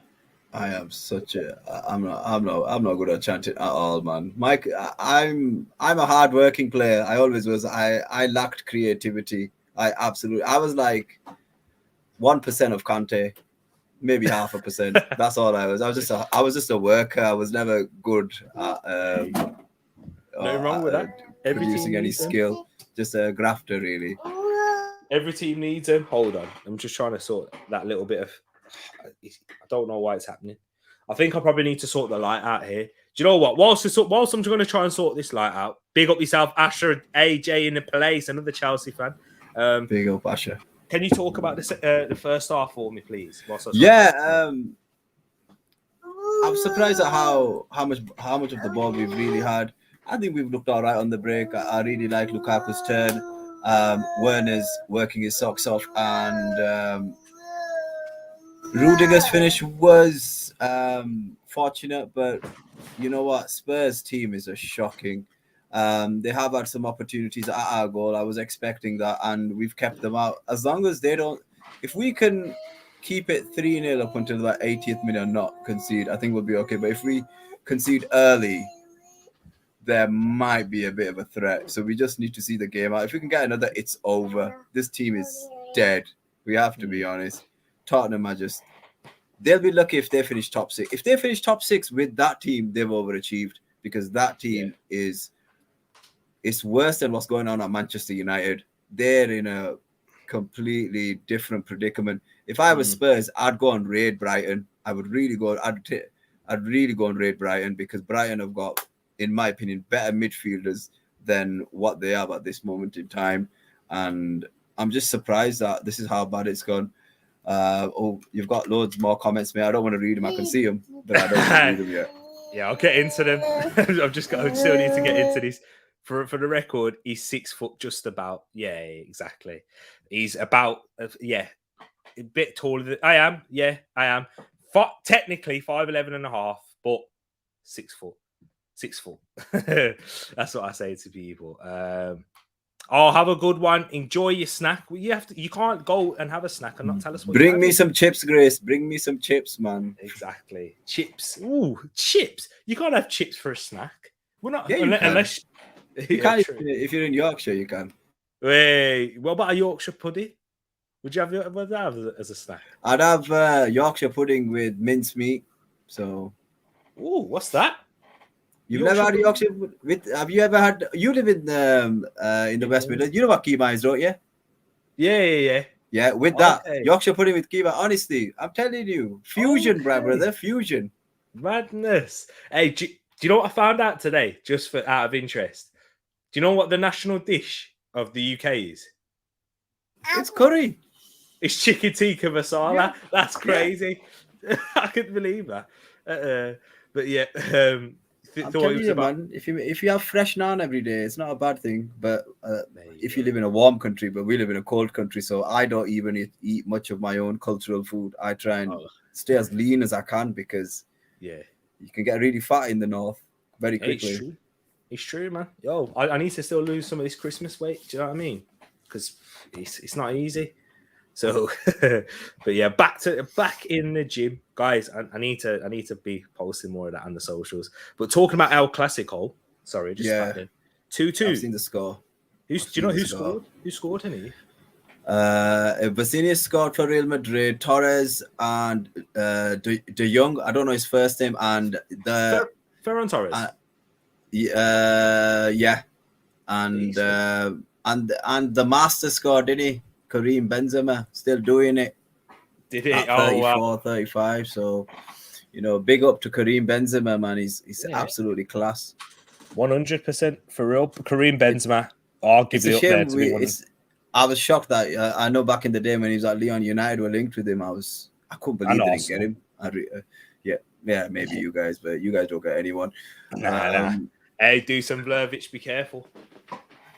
Chris, I don't know if you've seen Chris's comment about the reffing.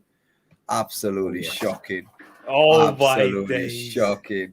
I can't believe it that the guy called it. Was it 85, 86 minutes? Yeah, and I watched the replay and I was like, what's going on? What's he doing? And Then there was a free kick in one of the games as well. I totally forgot. I think it might have been. No, I can't pronounce the name of the team. Mauritania. Yeah, I think so. And they had a free kick. And it looked like a deniable goal scoring opportunity before the free kick. He gives a free kick, doesn't give a card, then gives a card. It goes to VAR for like a couple of minutes. I think he blows his whistle. Then he runs to the screen. They score from the free kick. And I'm just like, you know, when I watched that, right? Oh, you know, everything that was Ethiopia versus Cape Verde. That's it. Yeah, Cape Verde. Yeah.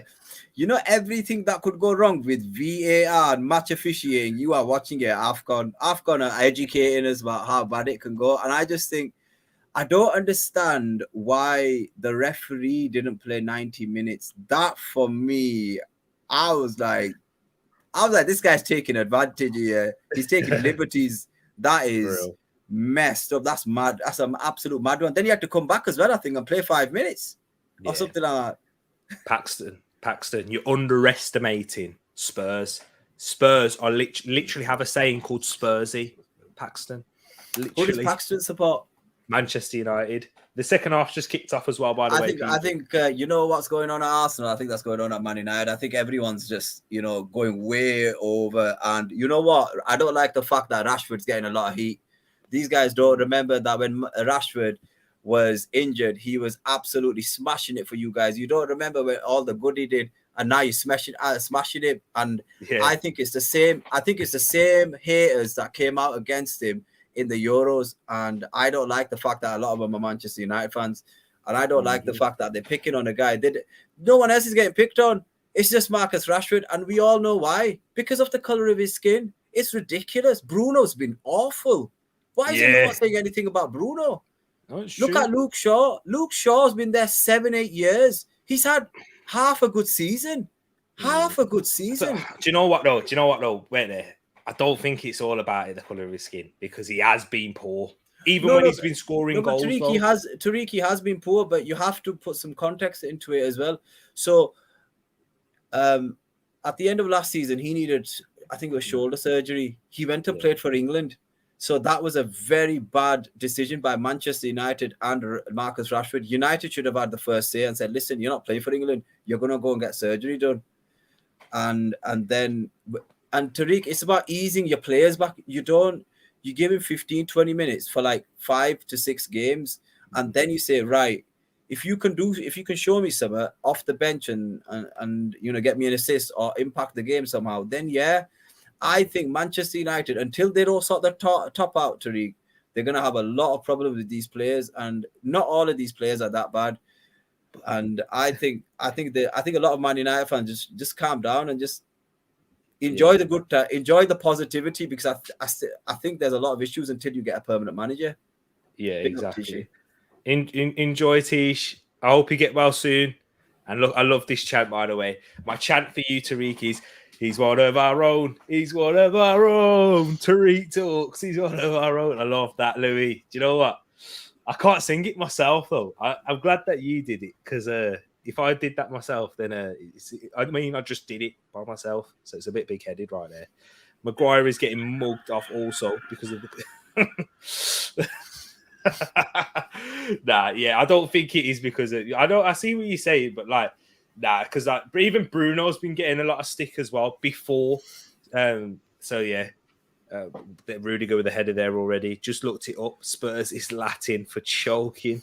Our fan base is split half and half. Yeah, exactly. But the division is caused, and this is coming from an Arsenal fan. B&B, Wilf, you'll all know it. We still have this division. It's because caused by the people at the top. When we don't know what the direction the club is going in, how can the fans truly know? Because we're looking at great clubs here. This is why Spurs fans don't have any problems, because they've never... I don't think that matters anymore, Tereak. I don't think that matters anymore, you know. You know, the footballing fans for great clubs, I don't think it means anything. I think it means about winning now. It definitely... No, to us it does, but the new generation, Tereak, I think they see football differently. Do you know why it matters? Do you know why it matters? Because it matters to us, but it doesn't matter I don't think it matters to this new generation of football fans.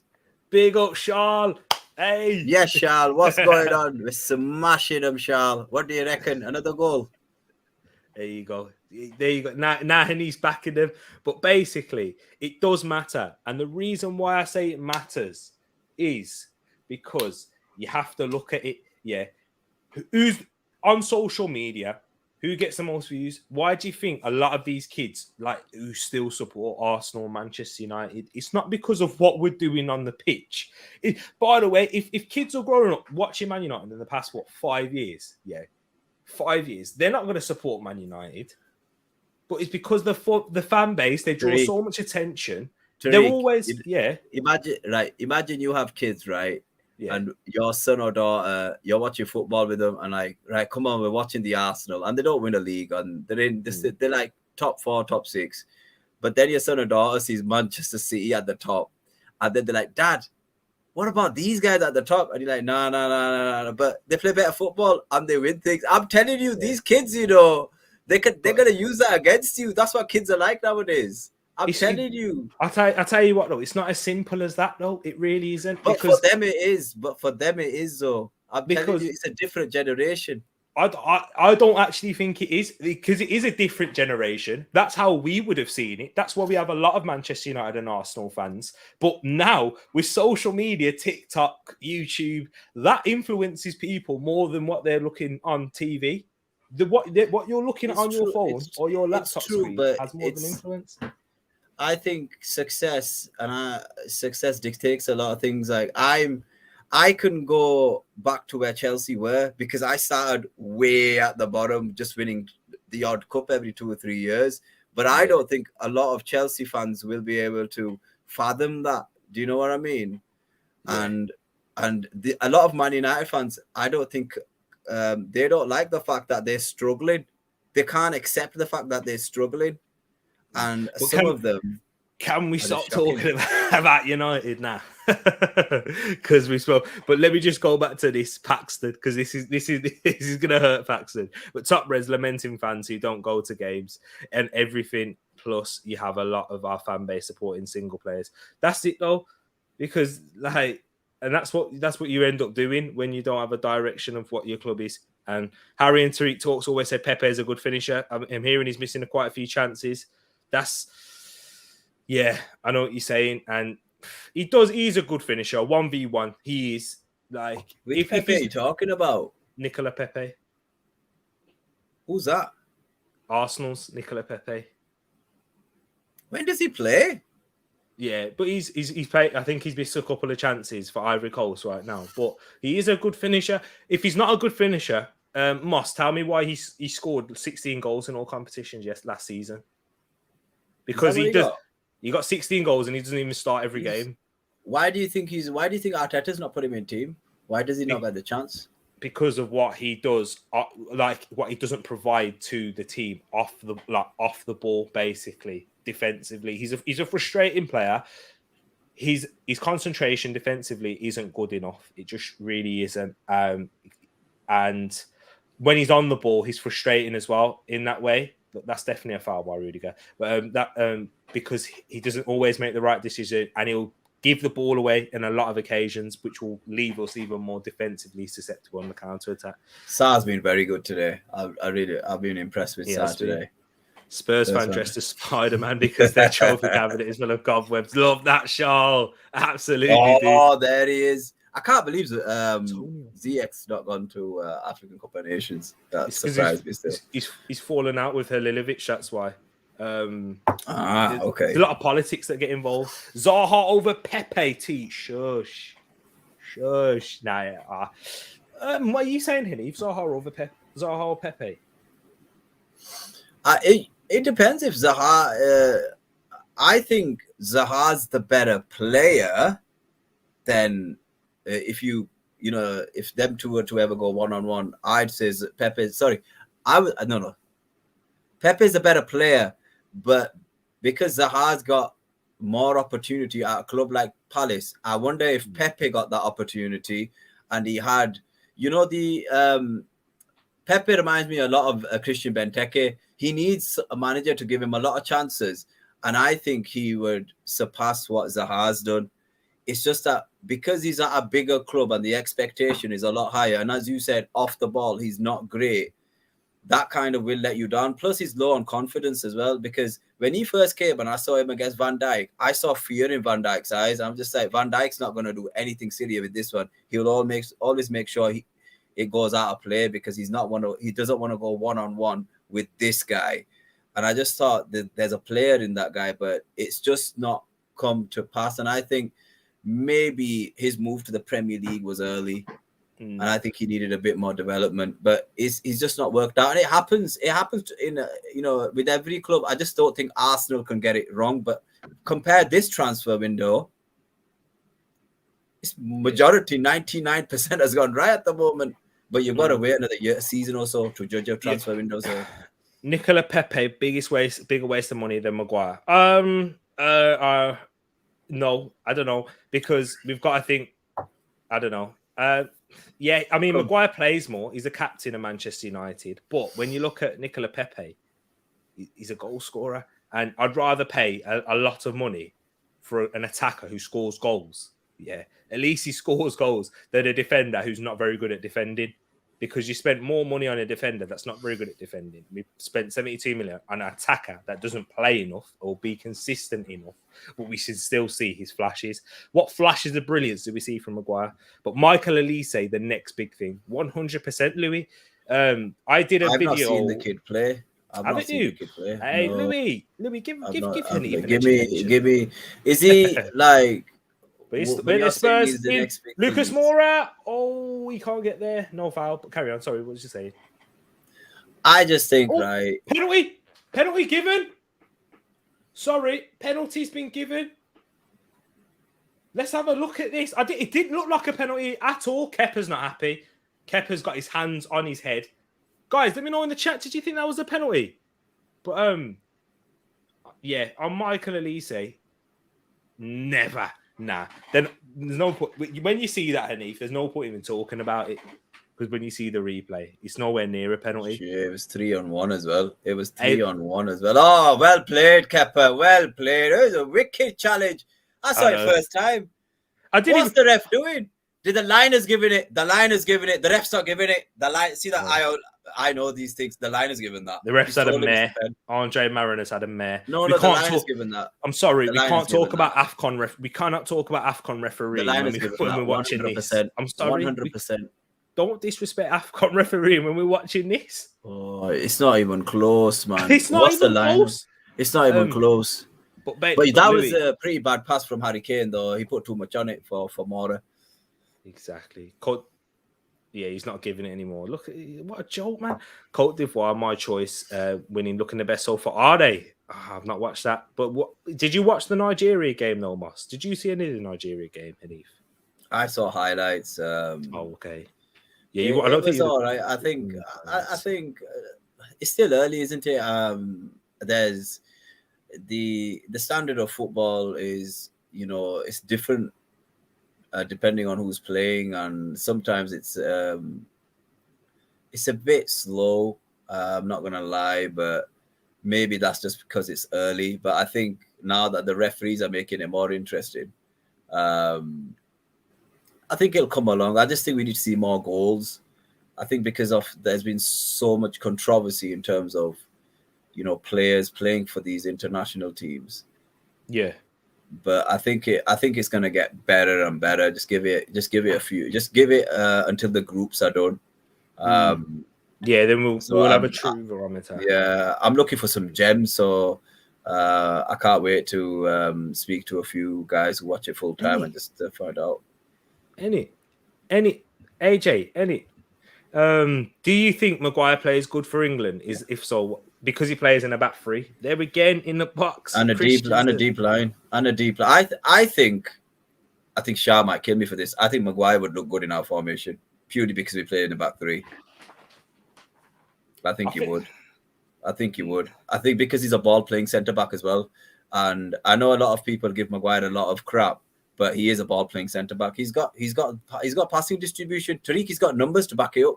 There's a Man United fan I follow on Twitter, and she broke his numbers down. Is it Munzi? No. she broke his numbers down, and she said in terms of, one of the things you need as a centre back now is, those progressive passes. And as for a centre back, he's got very good progressive passes going forward. But so this is what one of them. This is what stats don't break down. Progressive passes it means he passes the ball forward. As a centre back, it's not actually that hard to pass the ball forward because you've got a midfielder in front of you. Yeah, but passing the ball forward into the final third. Maybe I wasn't clear with that. I'm just saying he's not the fastest. And Chelsea have had John Terry who wasn't fast at all. But I still think he could do a job in CDM. I think he could do that because sometimes you see him making these runs, but I think there's a lot of pressure on him. I think we're harsh on Maguire because he's had so many bad performances. I don't think he could play in a 4. I really don't, because even you can put the best centre back in the world with him, he still wouldn't do well. Yeah. And Varane, he's going to make Varane look bad, and he has done, to be fair. Oh, Emerson! Great save by Arrizabalaga. 59 minutes. Yo, Spurs are knocking on the door in the second half. Winks. Oh, defended by Rudiger. But Nicola Pepe, 16 goal isn't bagged. He just couldn't get a run in the first. Yeah, he can't. And I understand why Arteta hasn't. Why did we buy Pepe? We could have bought Virgil van Dijk for the same money, basically. Basically, because of Raul Sanyehi. This is what happens when you've got bad people in at the club, at the structure, and we've had it so long at Arsenal. United have got it now. This is and I think this is, if you don't have the top of your footballing structure sorted, it stems down. Exactly. Mariner having a mare. I'm physically shocked. You can't talk about AFCON when we got referees like this. Stop. He's not bloody coming to. I never said he's coming to Chelsea. I'm just saying in a back 3 he would look good, Shah. That's all I'm saying. You're right. Back 3 he'd look good. I don't think he'd look good. I think he'd look competent. Christensen's better than him. You've got to remember. Possibly. But I don't rate Christensen very highly as you do. I just don't. I've seen a lot of mistakes in his game, and look, I just don't rate him. I just don't rate him as highly a lot of Chelsea players do. Asher, let me know your thoughts on Andreas Christensen. Do you think the same? Shaw, let me know your thoughts. And anyone else? Tereak, every centre back looks good as a 3, right? But there's only some that can play as a 4, and I just don't rate him. I thought he's all right. I would have kept Zuma over him, but Chelsea fans were like, no, Zuma's not that good. I'm like, okay, fair play. Nah, Zoom. I know, but Zoom's not good enough on the ball to be a centre back. I don't believe. To be even in playing the back 3, because when you got to have a centre back in a back 3, Hanif, you have to be good on the ball. The way you're giving praise to Maguire is, I think he's good at bringing the ball forward. I think that's what he does. But he doesn't really do it with much direction. I think with Maguire, right, because there's been a lot of pressure on him. There's been a lot of pressure on him. I think now he's just absolutely given into the pressure. And they need to make a decision who's going to be the captain. They need to give to Ronaldo, but they won't. And finished 1-0 to Ivory Coast. There we go. Thank you guys for bringing in the score updates. I really do appreciate that. Who scored for Real Madrid? I do expect Real Madrid to win. Real Madrid, it is is it Valverde? How do you say it? Yeah, Valverde. 98th minute, mate. Tell Jared Bowen that, Casey. Please do. But yes, TTF. What? So you know what? What are we saying, TTF? Who's I don't know, man. Who's going to win this game? I think Chelsea will win it. I think the Spurs could definitely get a goal in here, though. Look at this now. I see Spurs getting a goal. Kepa giving it away. Lucas Kane. He's offside. No. What? The goal's been given. Just as soon as I said the Spurs will end up getting a goal, I'm calling the Tottenham. Oh, do you know what? Louis, apologies, man. They've just scored. And it looks like it's been given as onside. Who's playing him onside here? Hold on, let's have a look. Christensen gives it back to Kepa. Kepa absolutely flops there. He plays it into Jorginho under a lot of... No, he's offside. Oh, I saw that from here. How are the...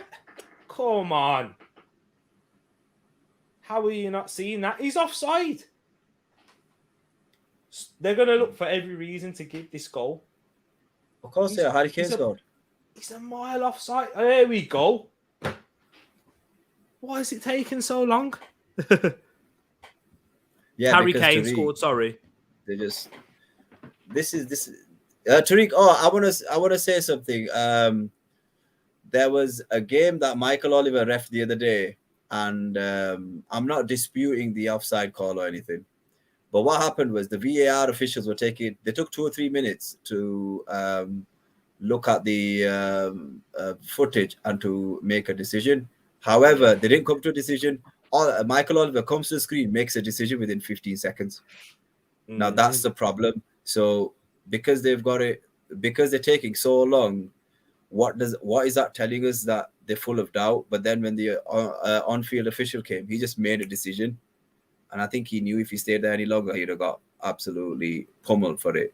And it was very interesting as to why it took the VAR official that long to make a decision, which the on-field referee took 15 seconds to make. It's madness, man. It's absolute. What's going on? Are these guys chilling in that screen, man? Are they not? They must be watching the game. And there's 2 officials watching the game. Substitutions.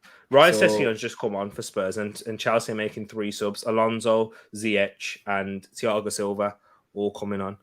Wait, Chelsea 3-0 up on aggregate. Yep. The first leg was last week. This is it because our game got called off. We weren't really following it too much, but the first leg was last week. They won 2-0. I did a watch-along on here. Wilf, was you here? I can't remember, actually. It was me and Tereak won it again. Yeah, and we were... Tottenham were awful. They only had 10 minutes, I think. Exactly that. Andreas Christensen. This game's getting wrapped up now. For sure. Is he going 3-4? Is he going 3-4-1-2? Ziyech behind the striker. Behind that striker. Yeah, he's changing the formation. Ziyech coming on for Mason Mount. Ziyech is coming on for Mason Mount now.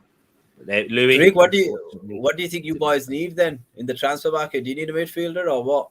Yeah, we definitely do need a midfielder. Striker is important, and striker is more important for the long term. But if we can sort that out now, that'll be Dusan Vlahovic. You can't argue with that. 33 goals in 2021. No, but does he fit your system though? If you put the goals to one side, does he fit your system? Will you be able to do what Laka does? Yeah, 100%. Yeah, he can do. He's not that. He's a balance. He's a mixture. He's the perfect balance between Aubameyang and Lacazette, and he actually has an aerial threat that none of those guys do. He's not as deep dropping as Laka. He's not as but Laka's not the perfect striker. He doesn't drop as here we go. 1 sec. Hudson-Odoi, Lukaku, fix it round. Nah, it doesn't do well there. But Ziyech. The referee didn't give a free kick. It definitely looked like a free kick. But basically, mixture of Lacazette and Aubameyang. Scores the goals. He's got good, decent hold-up play.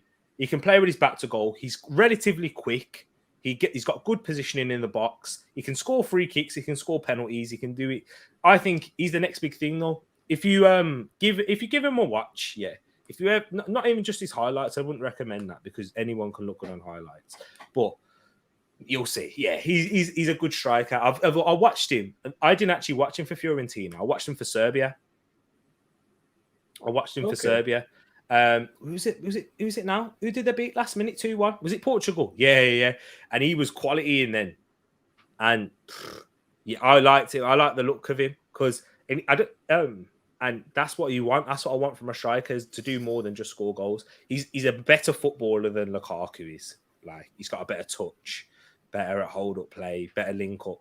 He does that for Fiorentina. And what you've got to remember, Eve, 33 goals for Fiorentina. It's not bad. It's not for Inter. Yeah, Inter and Juve are playing today. They're playing now. It's the Super Cup in Italy. It's 1-1 at the moment. I don't know if you've heard, Chiesa has suffered an ACL. Yeah. So he's out. Poor lad.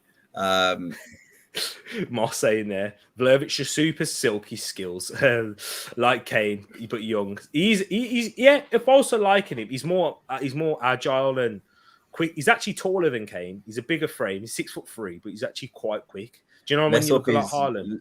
Yeah, let's hope he's brighter than Kane and he doesn't negotiate his own contract. There you go. And Jonathan David, he's the perfect Laka replacement, Moss. Who's that? Jonathan David. I've done my research for you, Moss. He plays for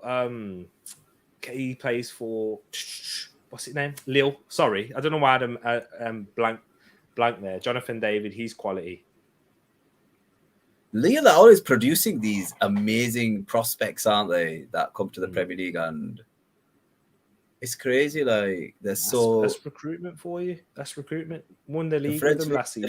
The French league is so good for producing talent and giving young players opportunities. Yeah, here we go. Marcus Alonso, and the left Hudson-Odoi, Ziyech, Alonso whipping one in. Lukaku. You see, this is where Lukaku, he's got to be feeding off that. A ball whipped in by Marcus Alonso from that left inside. He's got to be dealing with that much better there, people. Has to be. It's not a bad ball into him. It's not a bad ball at all. But guys, if you haven't done so, Brian Hill's coming on finally after everyone gets onto David and podcast, and now you're listening and believe him. Hey, I knew Moss would love that. Basically, Moss has been on the channel. He's been saying a lot. If for you, Hanif, and for anyone else who's not familiar, that's why Moss is so happy. He's been saying, watch Jonathan David. I'll be like, okay, I'll watch him. I don't really know too much, and I like what I see. He's do you know who I'd say he'd be perfect for? I'd love him at Arsenal as a good rotational striker, but he costs too much. A good replacement for Roberto Firmino. He's a 9.5. That's what he is, Hanif. He's what you would like. Someone who drops in deep, links up play. He's extremely two-footed. So yeah, Grace. OMG, I forgot about the game. Don't worry, Grace. You got 20 minutes left and you're winning 1-0. And 7 to 12 months of David hype, Moss been doing exactly that. But we've got. I think our weekend is going to be a bit void. I've written that game off on the weekend, so this is the game to watch. You Man City? Oh yeah, for sure. Yeah, we voided that game. Yeah. Do you know, unless they perform how they did against we did, but nah, I don't think they will. No, they've had their rest. They'll be fully ready to go. January the 30th, Canada versus USA, the Don't Hold Tim Hortons Stadium. Is that football? Yeah. Yeah. Soccer. Yeah. That would be a good watch. I can see what the American Messi's like for his country. Oh, Captain America. Who's that in the stands? You'll be able to. They've got this. They've got this lad at Dortmund as well, Reyna. He's American. Yeah, Gio Reyna. Yeah, he's Dad used to play for Sunderland. Did he? Oh yeah. I remember the name. Yeah, I remember the name. Exactly. Hey, Grace, you should know. T-side. What was this Harry Kane goal like then? What was it? It was a mistake from Kepa Arrizabalaga. That's what it was, G. Staffy. He plays it into Jorginho, who's under pressure. One back by Højbjerg. Ball breaks loose to Lucas Moura. Lucas Moura. Did he play it? Did he play it to Kane? Hanif? Did he play it into Kane? No. Did he shoot? He got blocked. I think he shot and then he just. But yeah, I think he shot and then Kane was right place, right time, and yeah, he scored, but he was offside. He shot, but he was deflected, and he was offside. I can't Grace, I can't quite remember. Don't you think Danny Levy looks like a very mature student running Tottenham Hotspur? He just looks like one of those guys that's at college. Yeah, it just looks like one of those guys who's doing an accounting course at university, running Spurs. Exactly. Rain a good kid, his dad. But should we do some comparisons now? Let's go on. Let's do some USA versus Canada. So Pulisic. I only know one Canadian player. I only Alphonso know one. Davies. Yeah, Alphonso. That's so bad. I'm sure there's some more in Europe. I'm sure there's another one, but I can't. Yeah, there will be some more. Moss, David, or Pulisic. I'm asking the wrong person there. Hanif, you got to check out the Canadian games. Their front line is sick, bro. Yeah, 100%. Who've they got? They've got Larin. They've got Jonathan David. They've got that Theo Buchanan, who's rapid. I don't think he's that great, though. I'm not going to lie, but he's rapid. Who else? Alphonso Davies. He plays on the wing for them. They got I like this one. This is one that Moss brought to my attention as well. Eustáquio.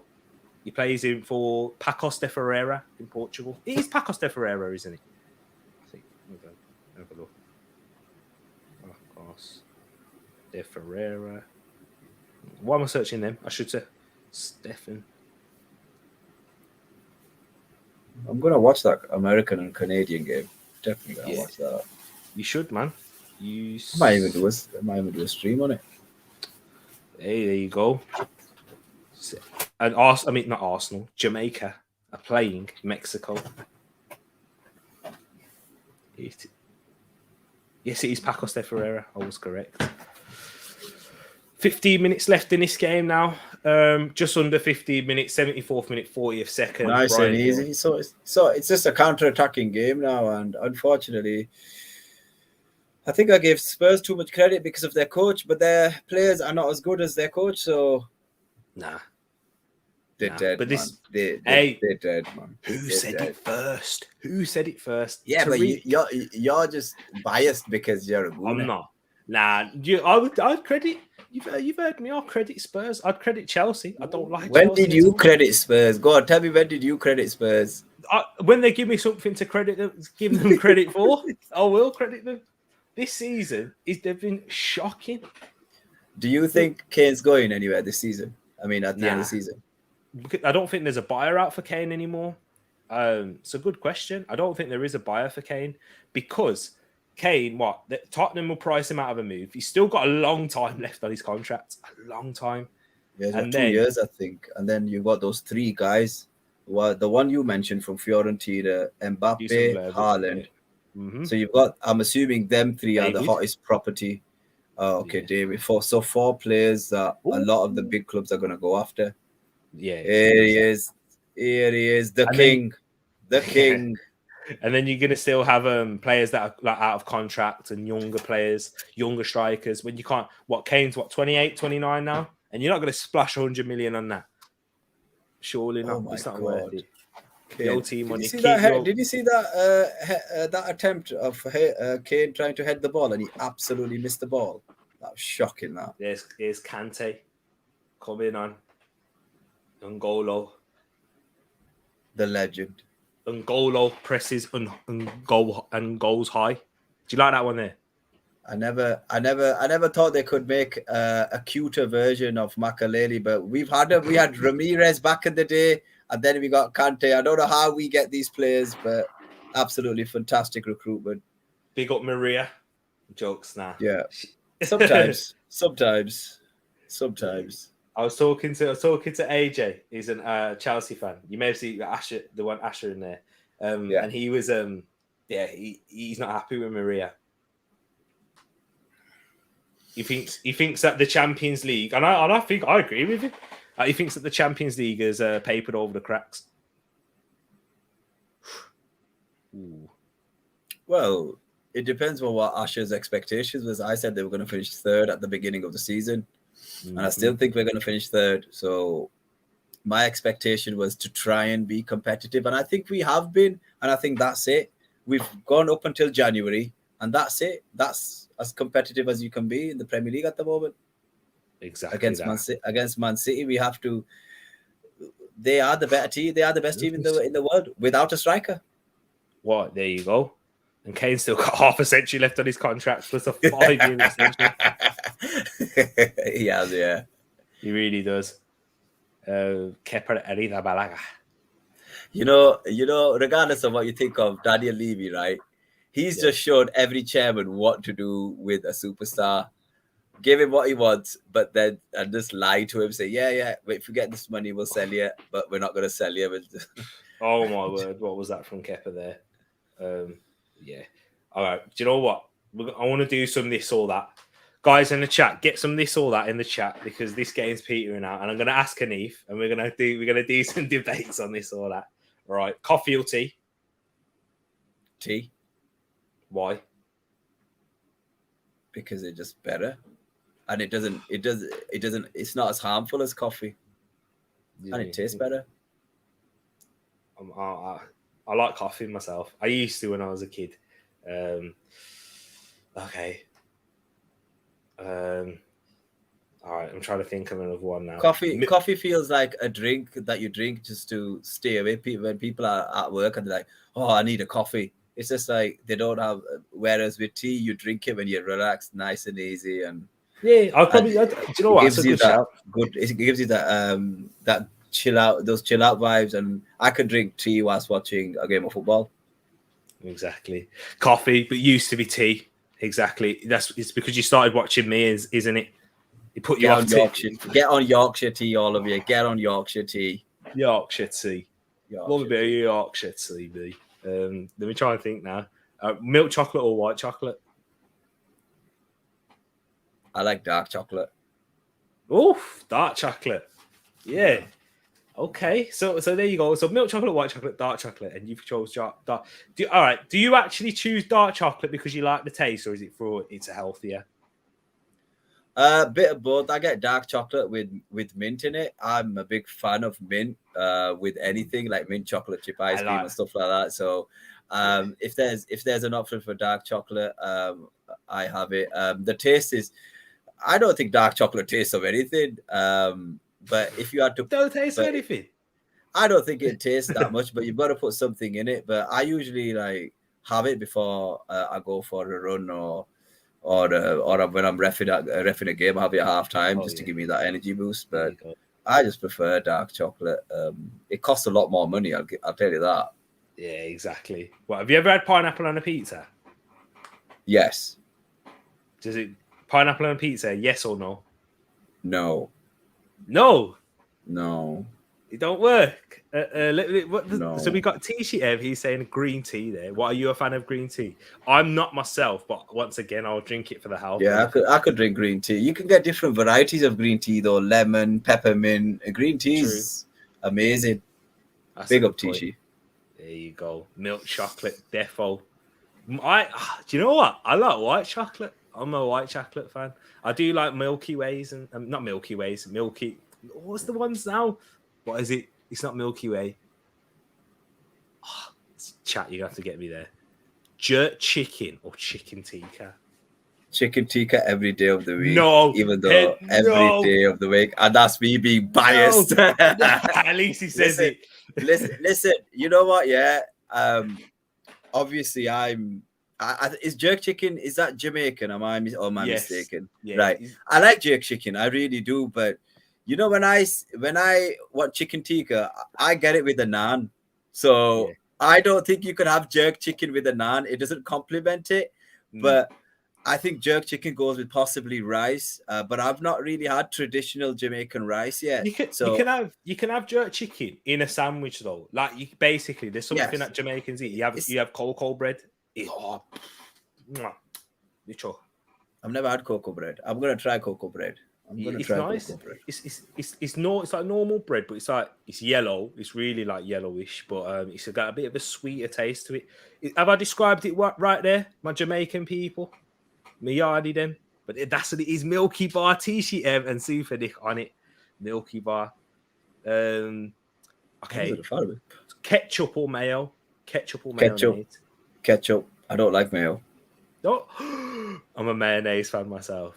Look at that jerk chicken. Yeah, no bias there, but we've got a neutral there. We've got somebody. He hasn't got any affiliation to either, but jerk chicken slightly. Oh, you know it. You know the cocoa bread. Is goal. Oh no, offside. Oh, Tereak, have you considered to be on AFTV? Good question. Tereak would jump at the chance. He would jump at the chance. He'd be there. Him and Ty, 1-on-1. I've seen AFTV. I've seen AFTV, but I don't know, man. Because I don't know. I feel like, I'll do a fan cam, get my views out there. But other than, but like, it's one of them. They are changing their brand slightly, which is good. But Jamaican rice, Mexican rice, always so good. Okay. Trying to think of another one now. What's another good one? I've never had Jamaican rice, so I couldn't really I don't know what Jamaican. I've never had Jamaican rice. I'd like Jamaican, but I want homemade. I don't want none of the stuff from the supermarket. That's the thing. Oh, okay. Like, I do have some. I do like microwavable rice packets though. They're all right. Do you know the ones you put in the they're microwave? all right, but you know when your mum makes rice, there's no competition. Yeah, do you know what I mean? I think mommy made rice today. I don't know. I don't think I think she made pasta. I'm a picky eater. Oh no, but mayo sucks. Then we got mayo again. Come on, people. Big up, Chris. Big up, Chris. Where's my mayonnaise, people? You've got to. And now it's a goal bowling again. Ooh, roast potatoes or jacket potatoes. Jacket potatoes. Oh, nah, man. Oh, Hanif, I'm just going to disagree with you every single time. I'm going to say roast. I like jacket potatoes. I absolutely love jacket potatoes. I think I like jacket potatoes. I do like it. I hardly eat roast potatoes, so I hardly eat them. I don't eat jackets. I eat jackets a lot at work because that's all they serve. Okay, fair enough. It'd be nice if they serve roast potatoes, but nah. Okay, well, I've not had mashed potato in years. I've not had mashed potato in years at all. What's your favorite carb source then? Pasta, rice, potatoes. Actually, rank them. Pasta, and bread, rice, or and you can put bread in there as well. I'd put potato in first. Potato bread, first. Potato, bread. What was that? Rice and pasta. Rice and then pasta. I don't eat much pasta because it's not good for you whatsoever. I think people have to be careful of pasta. Yeah, I would say try and stay away from pasta as much as you can. It's not good for you whatsoever. It's not that bad. I know, but it's this. If you homemade it, then yeah. But I'm just saying, I think you can. I'm not saying don't eat it. I'm just saying you can look into it, but I just don't think it's as good as in terms of taste. For me, potato is the best. Nothing touches potato like sweet potatoes. You know, they're the best in the world. So there's something. What's happened here? They're showing the stadium again. There's something happened or something. It's probably kicked off, hasn't it? Oh my days! Something else has happened in the stadium, ladies and gents. I don't know what's happened. Again, I feel like it's happening again. Something's happening in the stadium. The off and they're looking. Whilst we're trying to find out, Wilf's not liking the mayonnaise either. I can't believe Bowen scored again. But there's Tishi's potato, bread, rice, pasta. Yeah, I agree with Tishi. As if, man, that's literally the exact same. For me, it's rice, pasta, potato, and then bread. I don't like bread. I'm not a big bread fan. I can understand that. I can eat bread I can eat bread only when there's something in the middle. And it's got to be preferably a meat choice. I don't mind vegan sausage. Yeah, it's when I go on a Tuesday when I go running, I always have Nutella on bread, so toasted bread. Just for fuel. So, Grace, you missed it. I did ask that. Pineapple on pizza, yes or no? 100% for me. I've had it, and for me, it's a no. I've had it. Yeah. If anybody else has got any questions, any that they can think of, it could be football related, it could be general. This is what I like to do for these watch-alongs. Tereak, cheese and onion or salt and vinegar? Okay. This is I like salt and vinegar for me. What about you? Okay, fair enough. Yeah, salt and vinegar. Yes. Mars or Snickers? Snickers. Oh, easy. What about you? Yeah, Snickers. I'd hardly eat Mars. Yeah. So all burgers. Don't forget burgers. Yeah. Do you know what a tea cake is? Or you might call it a bap. Tea cake. Yeah. So a bap or a tea cake, something different here. No. You guys are thinking of the stuff that's got currants in Yorkshire. Tea cakes are basically around. It's basically a round spaceship kind of bread, and you basically cut it in half, and it's a bit like a bap, but we call it a tea cake up in Yorkshire. So like a roll, it's basically like a roll. But it's basically a bread bap, what you call it across the country. I'll show you what a tea cake is here, guys. I'll show you what a tea cake. You're talking about the ones with currants in. Nah, I'm not. I'm on about something. I'm on about something else. Midlands. I think it is a Midlands thing. It's basically it's like a marshmallow with a bit of biscuit at the bottom and chocolate covered it. That is not a tea cake, but yeah. I'll get it on screen. I'm gonna get it on screen. Do you know what? I might share the screen. Do you guys know what a tea cake is? What I'm on about? Great. It seems as if Grace does. Yeah. That's the one. I don't know. So it's obviously not a Midlands thing. A tea cake, yeah, the one with the marshmallow inside. But I know what you're on about. I just typed in tea cake on my phone. It's the one with currants and raisins. Let me get this. Let me share this screen because I'm gonna do it. I don't even care. I've got to get this up. Tunnocks tea cakes. Nice bit of promotion for Tunnocks right here. Here we go. I'm gonna share the screen for you right now. 3, 2, 1, and then hold up again. Sorry, 3, 2, 1. Here we go. Okay, I'm gonna bring it up on screen. I've got it here. This is what a tea cake is. This is what I'm thinking. Those aren't tea cakes. That's a chocolate marshmallowy. No. Yes, man.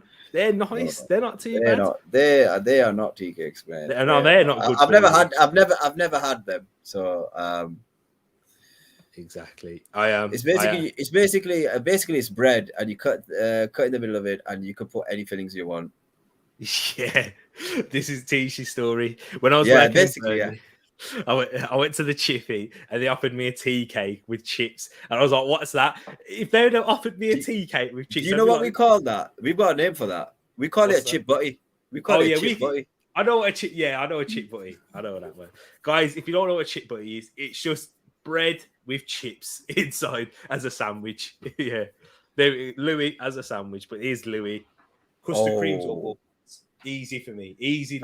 Is that Bourbons the chocolate ones? Yeah. Yeah, Bourbons. Yeah, every day. Yes. What about you, Louis? I want to hear you guys as well in the chat. What's worse, too hot or too cold? I have this debate with my mum all the time.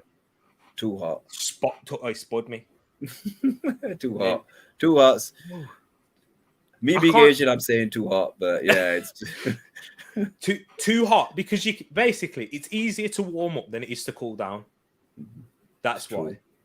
If you're cold, if especially going to bed, if you're going to bed and it's too hot, yeah, you're finished. Like going to bed in the summer when it's actually hot, Hanif. You can agree with this, right? I'm sure you do. If you go to like India, Pakistan, especially when it's like really hot at night and the mosquitoes are biting you, it's so hard to go to sleep in those environments, and it's like 15-20 degrees. Whilst you're asleep, and you're just like, what's going on here? And you have to get these mosquito nets, and the fan is on full time, and you're just like, this is ridiculous. And you're going to get like 5-6 hours sleep. Mm-hmm. Too hot is not good. The only good thing about Britain is it's cold at night. That is a good thing. Unless it's in certain times of the summer. Like this summer, it was a bit of a struggle. I'm not going to lie. No, this summer's all right. Remember 3 summers ago when the grass was orange? That was when it was a tough summer. Yeah. I remember that one, actually. I thought that was interesting. Have you ever tried a wagon wheel? No, I've never tried a wagon wheel. Do you know what one is? Yeah, I know what one is. You got 2 pieces of biscuit and you got a little bit of marshmallow. It's kind of the same thing as a tea. It tastes like a tea cake, but obviously a tea cake has more marshmallow in. It's the same sort of thing. I like wagon wheels. I like the one with jam in. Nothing with marshmallow, please. And we should probably stop talking about marshmallow for Moss. I had to show him. Yeah, Moss used to live in the UK, didn't he? I believe. I'm sure you did. The play has resumed. Too cold. TCM disagrees. Nah, you can warm up easier. I went out running yesterday. It must have been about 4 degrees. It was freezing to begin with, but once we started running, it was all right. And it's just one of those things. It's when you go to sleep, some of the they don't teach us this at school, but some of the things to do is leave your socks on. It helps you to go to sleep quicker. Really? So yeah, if you keep your socks on, and then I didn't know that. Yeah, it helps you to go to sleep quicker. So a doctor told me that. Right, TTF. I'll be back here tomorrow. Yeah, don't worry for the Arsenal game, and I'm gonna tell you if it works. I'm gonna tell you. Well, obviously, there's other factors that like work into falling asleep. Don't worry, I've not had a coffee today. I've been shattered until I've done this stream. I've just suddenly got energy out of nowhere. But Kane now, but wait there, bourbons for me, 100%. Bread or bagels? Easy. There's no debate. It's naan bread every day of the week. Every day of the week, man. Naan bread's nice. Actually, I forgot. I didn't see the naan in front of it. If you have fresh naan, right, I'm telling you, there's no competition. What about fresh bagels? But the thing is this, like with naans, yeah, you could do anything like mincemeat naans, potato naans, garlic naans. I'm sure you probably might be able to do it with the garlic bread, with bagels, but honestly, with naan bread, you fall in love, man. You fall in love. See Pinnick saying too cold as well. Hey, I don't know. Is this a female thing? Is it it's probably more a Jamaican thing. That's probably what it is. It's more Jamaican. That's probably what it is. Yeah, my mom hates being too cold. The house, the heating, you can ask Ed when he ask Ed the heating on when it's in this house. It's on full blast. Yeah. If you don't like being too hot, don't come to my house. I'm sat here wearing a jumper. But I could easily be doing this topless. I mean, I would do if it was good or appropriate for YouTube. But then we'd have no viewers. Then Heath wouldn't even come on here. No, you don't want to see my hairy chest, so no. I'm hairy. I'm quite hairy as well. Too hot is the worst. Exactly, Grace. Hey, there must be more in the chat that I'm not seeing. Hanif has hit a brick wall. Literally. Big up yourself, yeah. Rich man. Big up, Rich. Don't like it. I can't ask this. Well, Hanif, Indian or Chinese? I've never really had Chinese food, so I can't really judge it. But I'll be honest with you, if I could live on seekh kebabs and chicken tikka naan for the rest of my life, and I was in a very warm country, my grandparents are still living, and they're nearly 100, and because they live in and they eat curry every day. But because they live in such a hot environment, they sweat all the time, whereas in England you don't. So it's if you live in warmer climates, it doesn't matter what you eat. But when you live in colder climates, you got to watch what you eat. Especially in England. Like I only eat curry once a week. But when I was a kid, I used to have it every day. I hear that, like, because obviously when you're sweating, you're releasing a lot of toxins, aren't you? Yeah, out of the body. That's why we go to the toilet. Yeah. It's very important that people try and sweat every day, even if you go for like a 20-minute run or something, or a 20-minute walk. I think fresh bagels are banging. They're so nice. T-Money topless my eyes. The combination with naans, it's unbelievable. Louis asked this one now. Oh, do you know what, Louis? I always think about this. Would you rather win the World Cup or the Champions League? I've got my answer. The World Cup every day of the week. Who would you play for? Who would you represent, Hanif? Imagine winning. Out of anyone. Yeah. I think I'd like to do it with the 80s Brazil squad. I thought that was one of the best teams. When I look back, my dad used to talk about Brazil a lot, and he goes, the things that footballers are doing now, Brazil were doing back then. He goes, but they were all technically gifted. True. So, I think Jay's put a good answer there. We got World Cup. What about everyone else? Every time I went to Scotland, restaurants, Indian or Chinese, and the Scottish accent. Oh man, yeah, I know what I mean. World Cup. I think I agree with you. Imagine winning the World Cup with Jamaica. Oh my! To be honest, even imagine winning the World Cup with England. The thing is this: the reason why I would say the World Cup, Tereak, is because it doesn't happen like every season in the Champions League. Like if I said to you, who were the 2010 Champions League winners, you'd just be like, you'd have to think about it. But then because the World Cup doesn't come that often, it feels more prestige. Do you know what? This is interesting, though, Supernick, because what would I rather? Arsenal win the Tottenham still can't even score. What would you? I don't even know. What would I rather? Jamaica winning the World Cup or Arsenal winning the Champions League? And I can only choose one. What would have more of an impact in your life in terms of? Obvious. So, if Jamaica made a World Cup and they won it, I don't know what would. Nah. because you'd remember that all your life, because you'd be just feeling like, oh, son. Look, I mean, I'd remember Arsenal winning the Champions League. Yeah, I know, but it's like Leicester winning the league. It's the unthinkable. So I think you just remember it a lot more. Go on, say it in Patwa, Hinny. Go on, say that in Patwa. Jamaica me say. Yeah, that's not too bad. Not too bad. Jamaica me say, man. Jamaica me say. Me Jamaica. Yeah, I've got a few mates who are Jamaican, and the way the dads used to speak, I used to like copy their twang, and I just used to laugh all the time.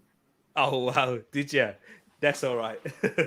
I used to mimic up all the time because I used to, because back in the day before your time, there were in the 90s, and I was a kid then, there was a program, and me and my dad used to watch it, and it was called The Desmonds, right, on Channel 4. Ask your mum. Yeah. And it used to be this guy. Desmond was basically it was a barbershop. Desmond used to own it, and there used to be a guy called Pork Pie Man.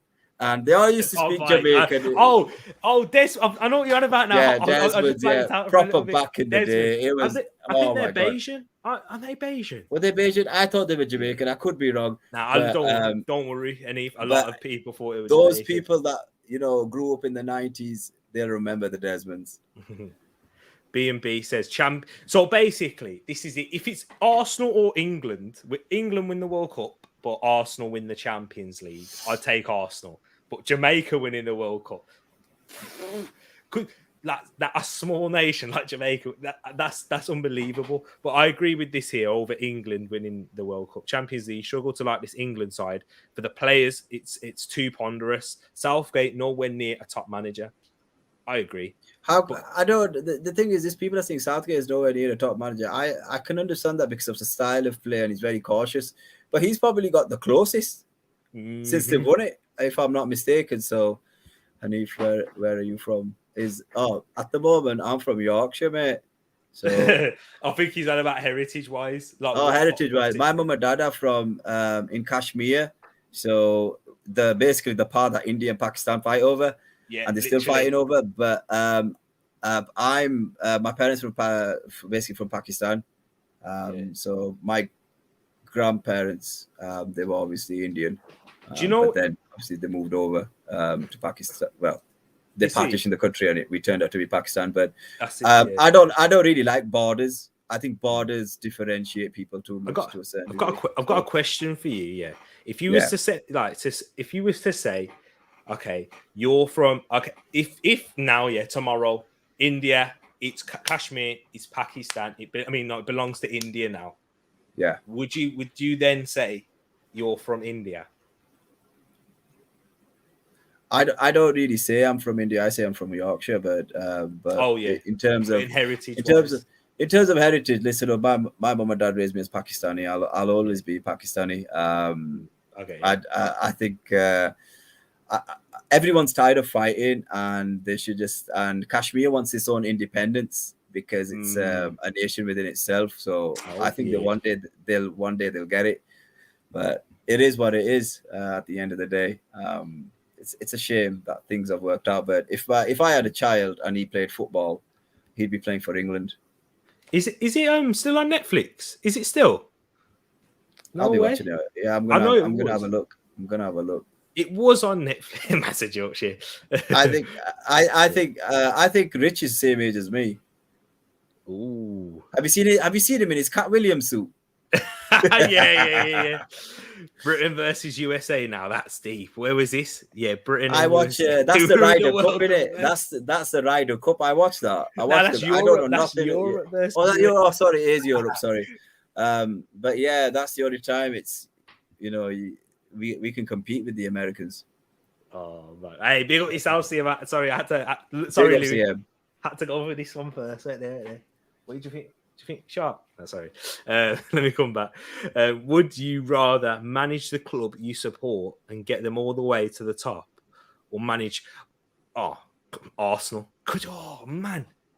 Nah, I'm more club. If it's Arsenal versus England, I'm club over country. But if Jamaica were in the World Cup, that's a different story. Because obviously the reason why is because obviously I've grown up in a like you'd probably look at me and you probably think that I'm half white half You're white mixed and race, half black. basically. That's the terminology you want to say, yeah. Technically, yes, in my lineage, that's why I look like this. But I've been raised in a Jamaican household, so that's what I see myself as. Do you know what I mean? So when I'm ticking a box, I am Black British or British Caribbean. So because I've been born in England, so yeah, like I was born in England, but like I've been raised in that household with that culture, so that's why I see myself. So that's why I feel real affiliation if it's Jamaica versus England, because your parents have raised you on the heritage that belongs to them. That's exactly fair. But I'm easily saying, like, if England are playing, like when England during the Euros, I was back in England all the way, and I'm sure was you the same, Hanif? Unfortunately, yeah. But there's a lot of people who really disconnect from England because of one of my mates disconnects with England. Sorry, he doesn't connect with England at all. He says it quite openly because of the way things are and stuff. And we always have this discussion that until the Asian players don't come into the England national team, England ain't going to win nothing. Once our Asian lads are in, you'll see it. We're ready now. We're ready. I think we've got a lot of good talent. There's a lad at Man United, and there's a few others across the championship and below. And I think in the next 20, 30 years, I think you're going to see, because Mo Salah's got that figure that we are, this like small, trim build, and he gives us, especially the Asian community, a lot of hope. I know he's African, but he gives our community a lot of hope that, you know what, it doesn't matter what size you are, you can make it in football. Plus, our parents didn't think much of footballers back in the day. They didn't want their kids to be footballers. There you go. And Jay's agreeing with Louis, same answer there. And then I can't wait for I've never been Jamaica. I've never. So I'm definitely going to go as long as life provides me that. I definitely, I think it will be life changing to see the country where I associate with my people. That would be amazing.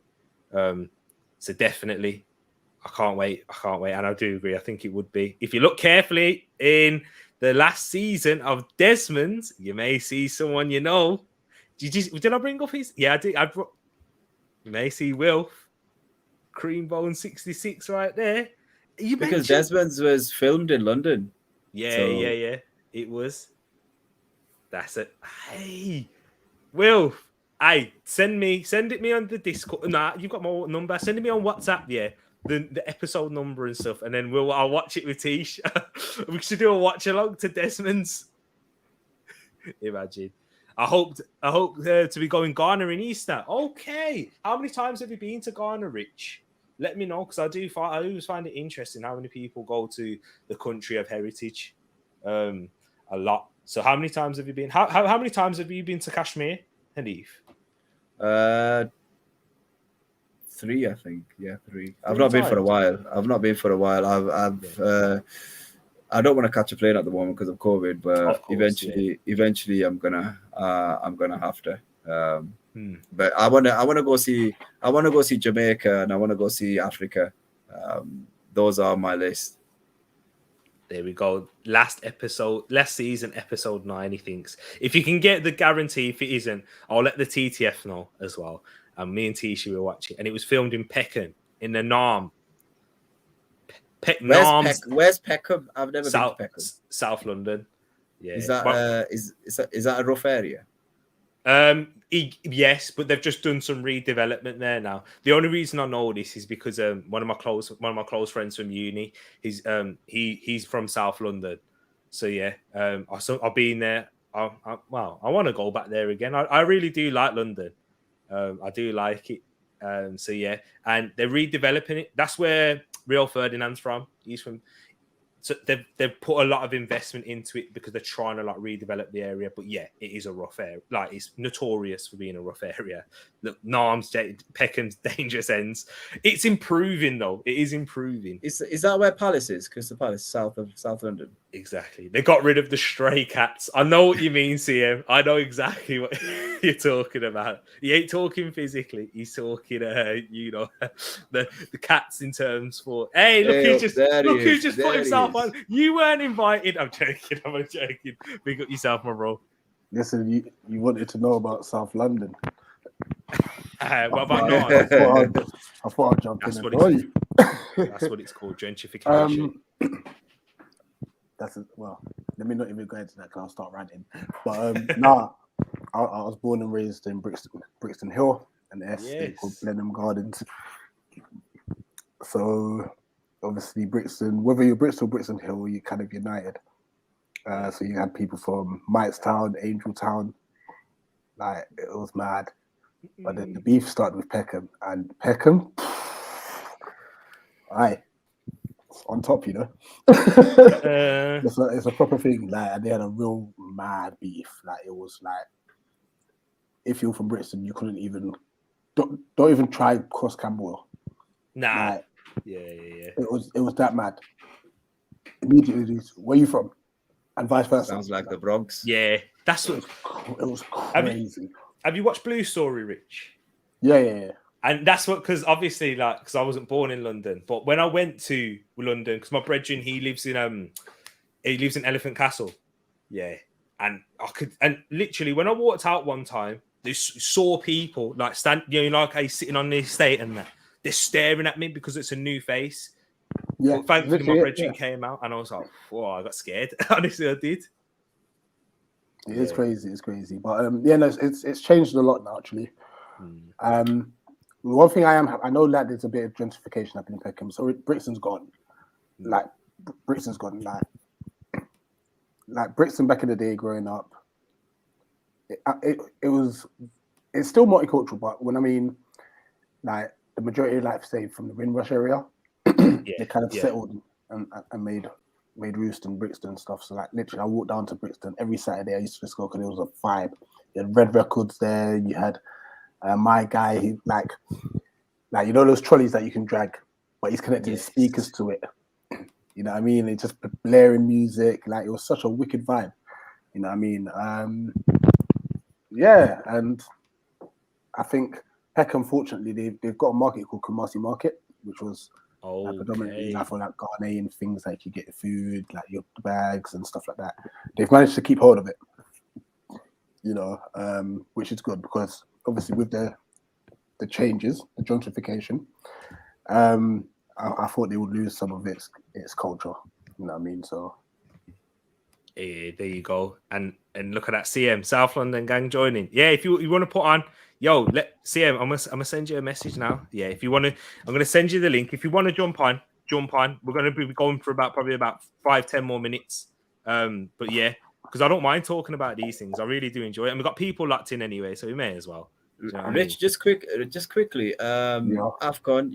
I've only watched like the highlights, but what have you enjoyed so far from the AFCON, and has any one player that you've not heard of impressed or caught your eye? That's an easy question to answer. Now, the football has been decent. They're trying to get it down and play, you know, which is really good. And it doesn't matter what team it is. We watched Comoros the other day, and we were like, raw. These can play. But this ties in with the next question. Player, Balde for Guinea-Bissau. Oh, yeah. Yesterday. Oh, my days. Now, I've never heard of him because T found that he played for Troyes in France. But I was watching, I was like, this guy can ball. You know what I mean? So, obviously, it's the tournament's been overshadowed by the stupidness from today, which is peed me off because we're working hard to try and uplift the tournament. Yeah. You know what I mean? And now this one thing, which probably 90% of the world haven't seen live, it will be all over social media. And when you think AFCON, you're going to think this incident and not the beauty. Is that the referee? Is that the referee blowing the whistle 5 minutes before full time? Exactly. But big man, My brethren. Oh, sorry. Yeah, carry on, bro. Now you say it. Twice. He did twice. 85th and then 89th. 89th, yeah. Where's he rushing to? Has any official statement come out as to what happened? Apparently, he just said that he made a mistake and that was it. Listen, I hope he doesn't ref another game for the tournament. Exactly that. And you're in Walthamstow. My brethren is not too far. I don't think he lives there now. But when I went to Walthamstow, yeah. This was when I was going to link my other friend who's literally from Wolves, but he went to uni there. He went to uni not too far, and he lived at Tottenham Hale. It's not too far in it. It's like like Black Horse Road. I can remember that. It's on the tube. I remember that. I remember catching that there. We went from Stratford, but stayed in London once with a CDM mate, Pakistani. I was right next to Fulham Stadium. There is Putney. That's it. Yeah. Miss 90s Brixton. It's nice round there. It's not the set. Yeah, 90s Brixton. When you hear about it, it's not like that anymore, is it, Rich? No, I mean, obviously I was still young growing up, but like I said, it was such a vibe, man. Whenever my mum said, "Oh, I'm going Brixton," I was like, "Can I come?" Because everyone's like it's bubbly. Yeah. It was proper. And back then it was Woolworths. So you're going to step in and pick up a few like colouring books when I was a kid, and obviously afterwards it was games and the Woolworths closed down. And exactly. Stuff. You see, when I was a youngin', like it was coming to an end almost, like them kind of things when I was a youngin', or with the end. So I don't remember a lot. But the best way you can probably compare it to is, you see, if you go to that Jamaica, where I'm from, St. Elizabeth, Flaggerman, especially back in the days, yeah. Especially back in the days. Every night. Tereak finally found his roots. You see him? Roots, man. That gas me when I hear someone else say that for St. Elizabeth Flaggerman. It's just trust me. Like, nobody knows what a Flaggerman is. But carry especially on, bro. in the night, every night without fail, you just have to look over. You see a nightclub, lights, music bouncing. The place is vibrating, and it's just nice. The people, everything is just. It's like a tight-knit community. That's the best way to describe it. Exactly. And worse than Peckham back in the day. I've heard about Deptford, but only Deptford really from Blue Story, because Deptford was mad though. Yeah. And you know what it is with Newcastle and Deptford? They were horrible areas to live in, as in like aesthetically as well. Yeah. Like Deptford, you might as well say, was like poverty. Like it was crazy.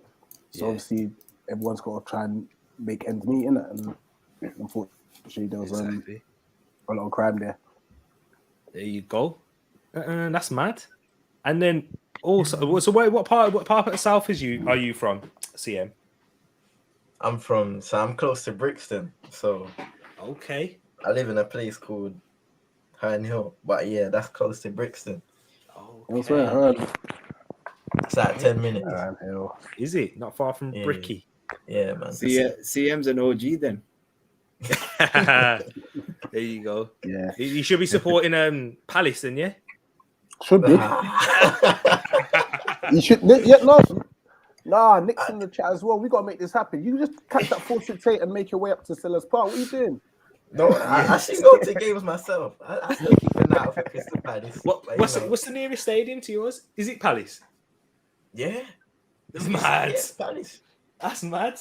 It's either, I think Palace and Millwall were the closest teams. Yeah, because Millwall was closest from but no, I ain't never gonna support Millwall. Nah. It's just like why Will thought support Chelsea, because the generations are from. Do you know what I mean? But the reported crime in Walthamstow went well down last year. They closed all the police stations. And then we got what else we got in the chat. We'll be wrapping up soon, but I've loved this chat. We got Herbert 8, Antonio Conte mentally clocked out after seeing that assignment at Spurs. Ain't that the truth, Herbert? Ain't that the truth?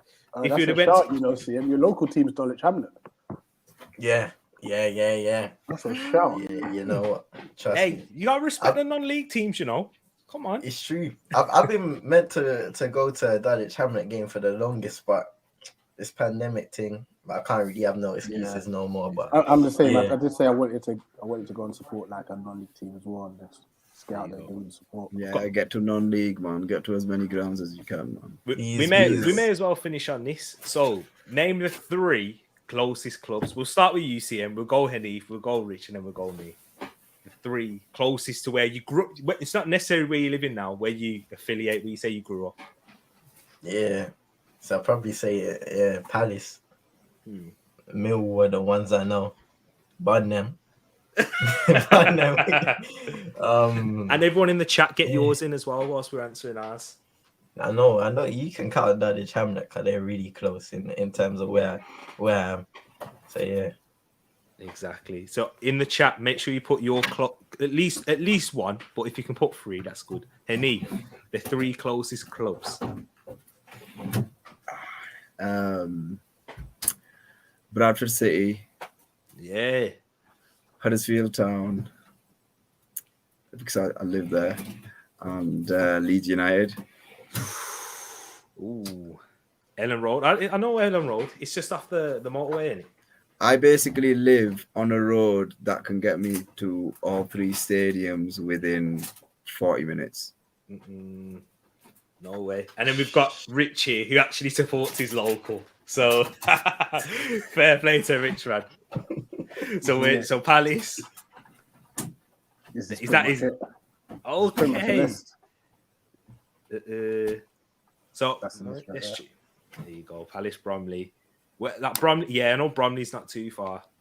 Is anyone come from Bromley to Palace in recent? I want to get back with you on that. I can't think so. I don't think there is, but I won't be surprised like a youth player. You know what I mean? Look at that. Look what we got here. We got Nuneaton, Leicester, Nottingham, East Midlands, Paxton. You know, no way. And then I know all 3 of them areas as well. Exactly. And Will says he loves Dulwich Hamlet's fantastic atmosphere on match day. Yeah, 100%. Is it renowned for that? Yeah, okay. It's live. It's live.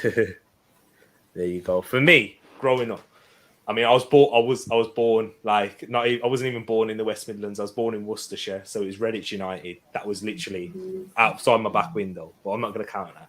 So West Brom, because that's where I live. That's where I grew up and went to school and everything. Primary school, high school. West Brom, and then near it is Aston Villa. Near no, I think Aston Villa might be closer to West Brom than actually Wolves, which is a surprise because Wolves. Yeah, West it Brom, is. Yeah, it is. Yeah, Wolves is as you're coming down. Wolves comes first, and then but you enter Birmingham, don't you? And then West Brom.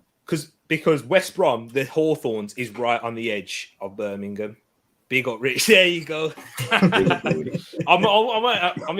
to support West Brom. So it's a local team. You got to support them with pride, man. Through thick and thin. You know what I mean? Well, Ed wouldn't allow that anyway because it's Wolves. So would have made your streaming a lot better, boy.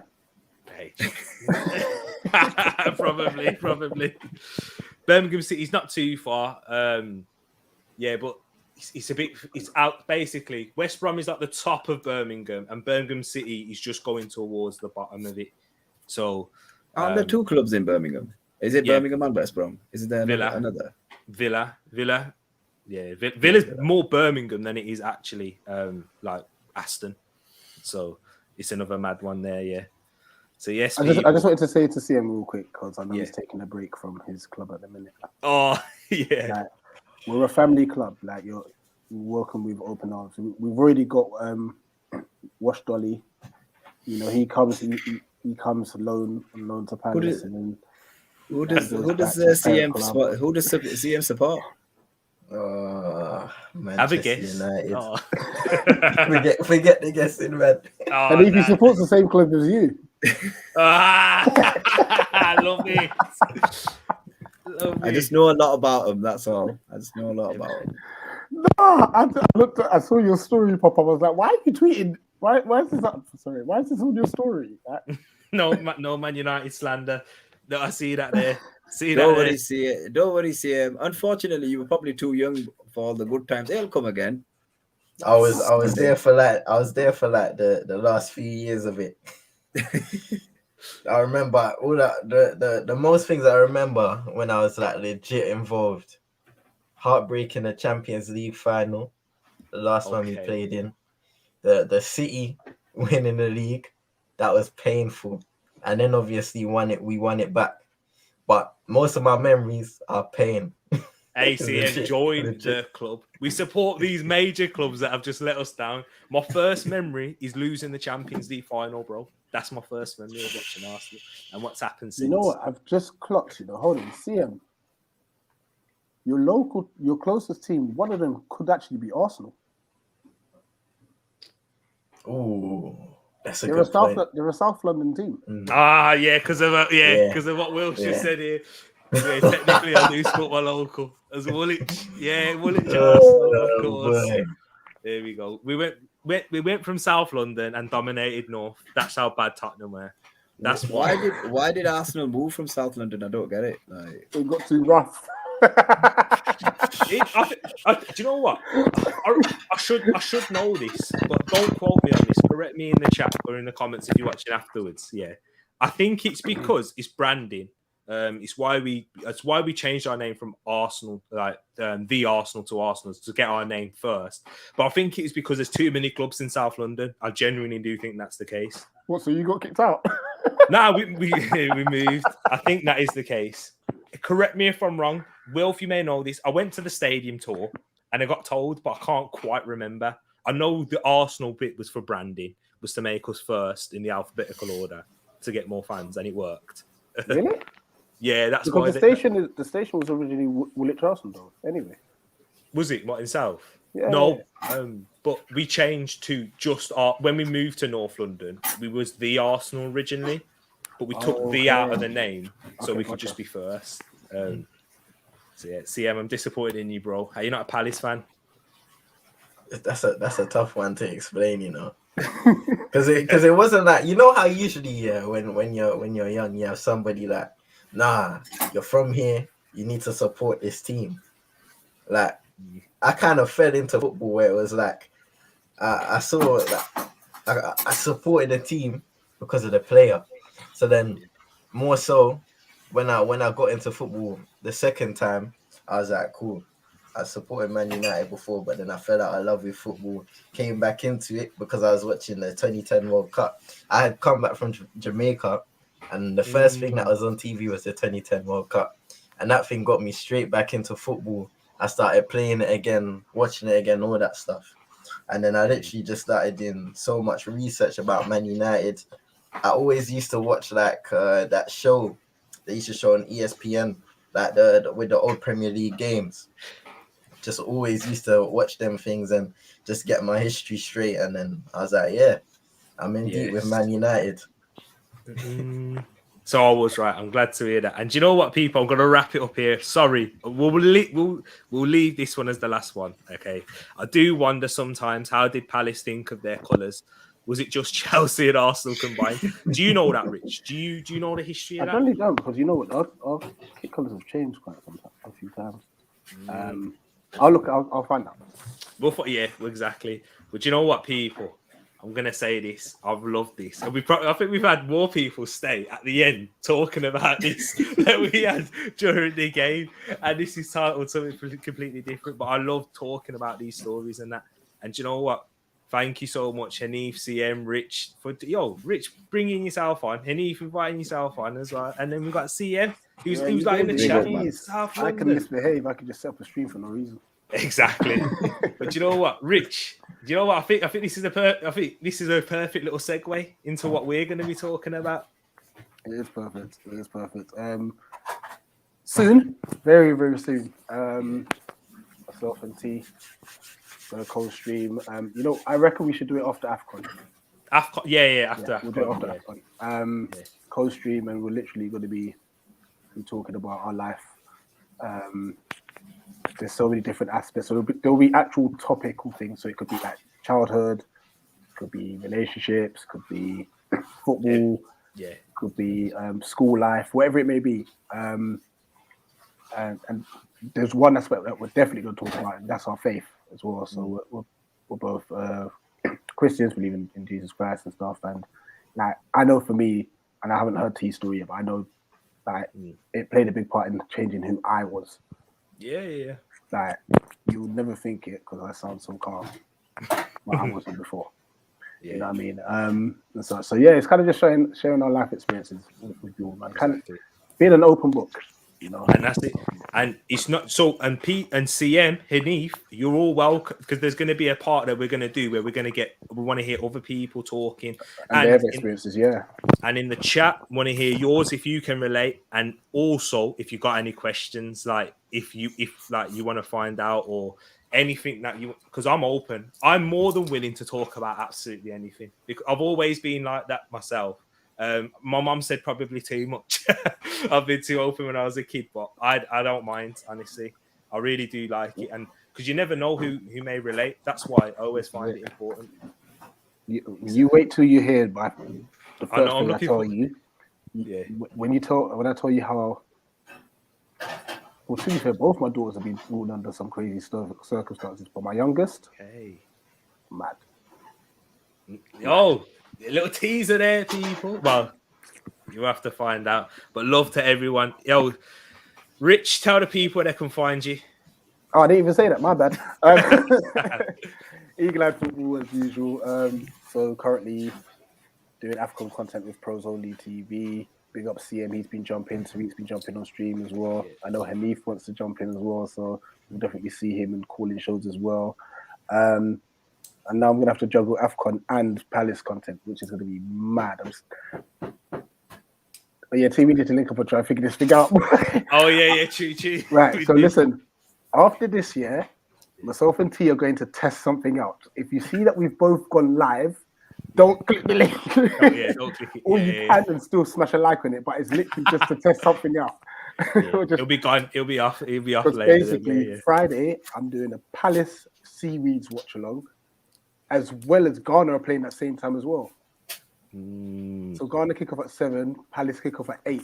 So I'm gonna try and see if I can watch along. Yeah. It's gonna be mad. But if I could do it, there you go. There's everyone else go push out as well. So yeah, We'll see how that works. Exactly. Hanif, where will the people find you? Yeah, I'm a voice for hire. If anybody wants me, I love talking about football and many other things. So yeah, Munzi Talks, Tereak Talks, 532_pod, and just get in contact with me on Instagram. More than happy to talk football. Exactly. And you can already see a little bit there, but CM, tell the people where they can find you and what content you actually got coming out as well.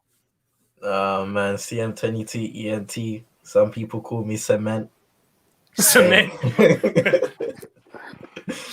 But you could just call me CM. Most of the socials, Instagram, Twitter, TikTok, YouTube, and Twitch. The football content with Man United. A bit of. But don't mistake him for Cappy, though. How's Cappy? He's alright. He's just sleeping. He's just sleeping. Yeah. Yeah, man. How long's he been asleep for? About 2 days. To be fair, since the Man United game, I ain't heard from him. He's been locked in his room. Oh yeah, that's what United do to you. But anyways, people, love and support. Thank you for the love and support, and thank you for all the questions and the this or that. We loved it, really did. Everybody, big up to everyone, and love to you all. Have a good one, and peace.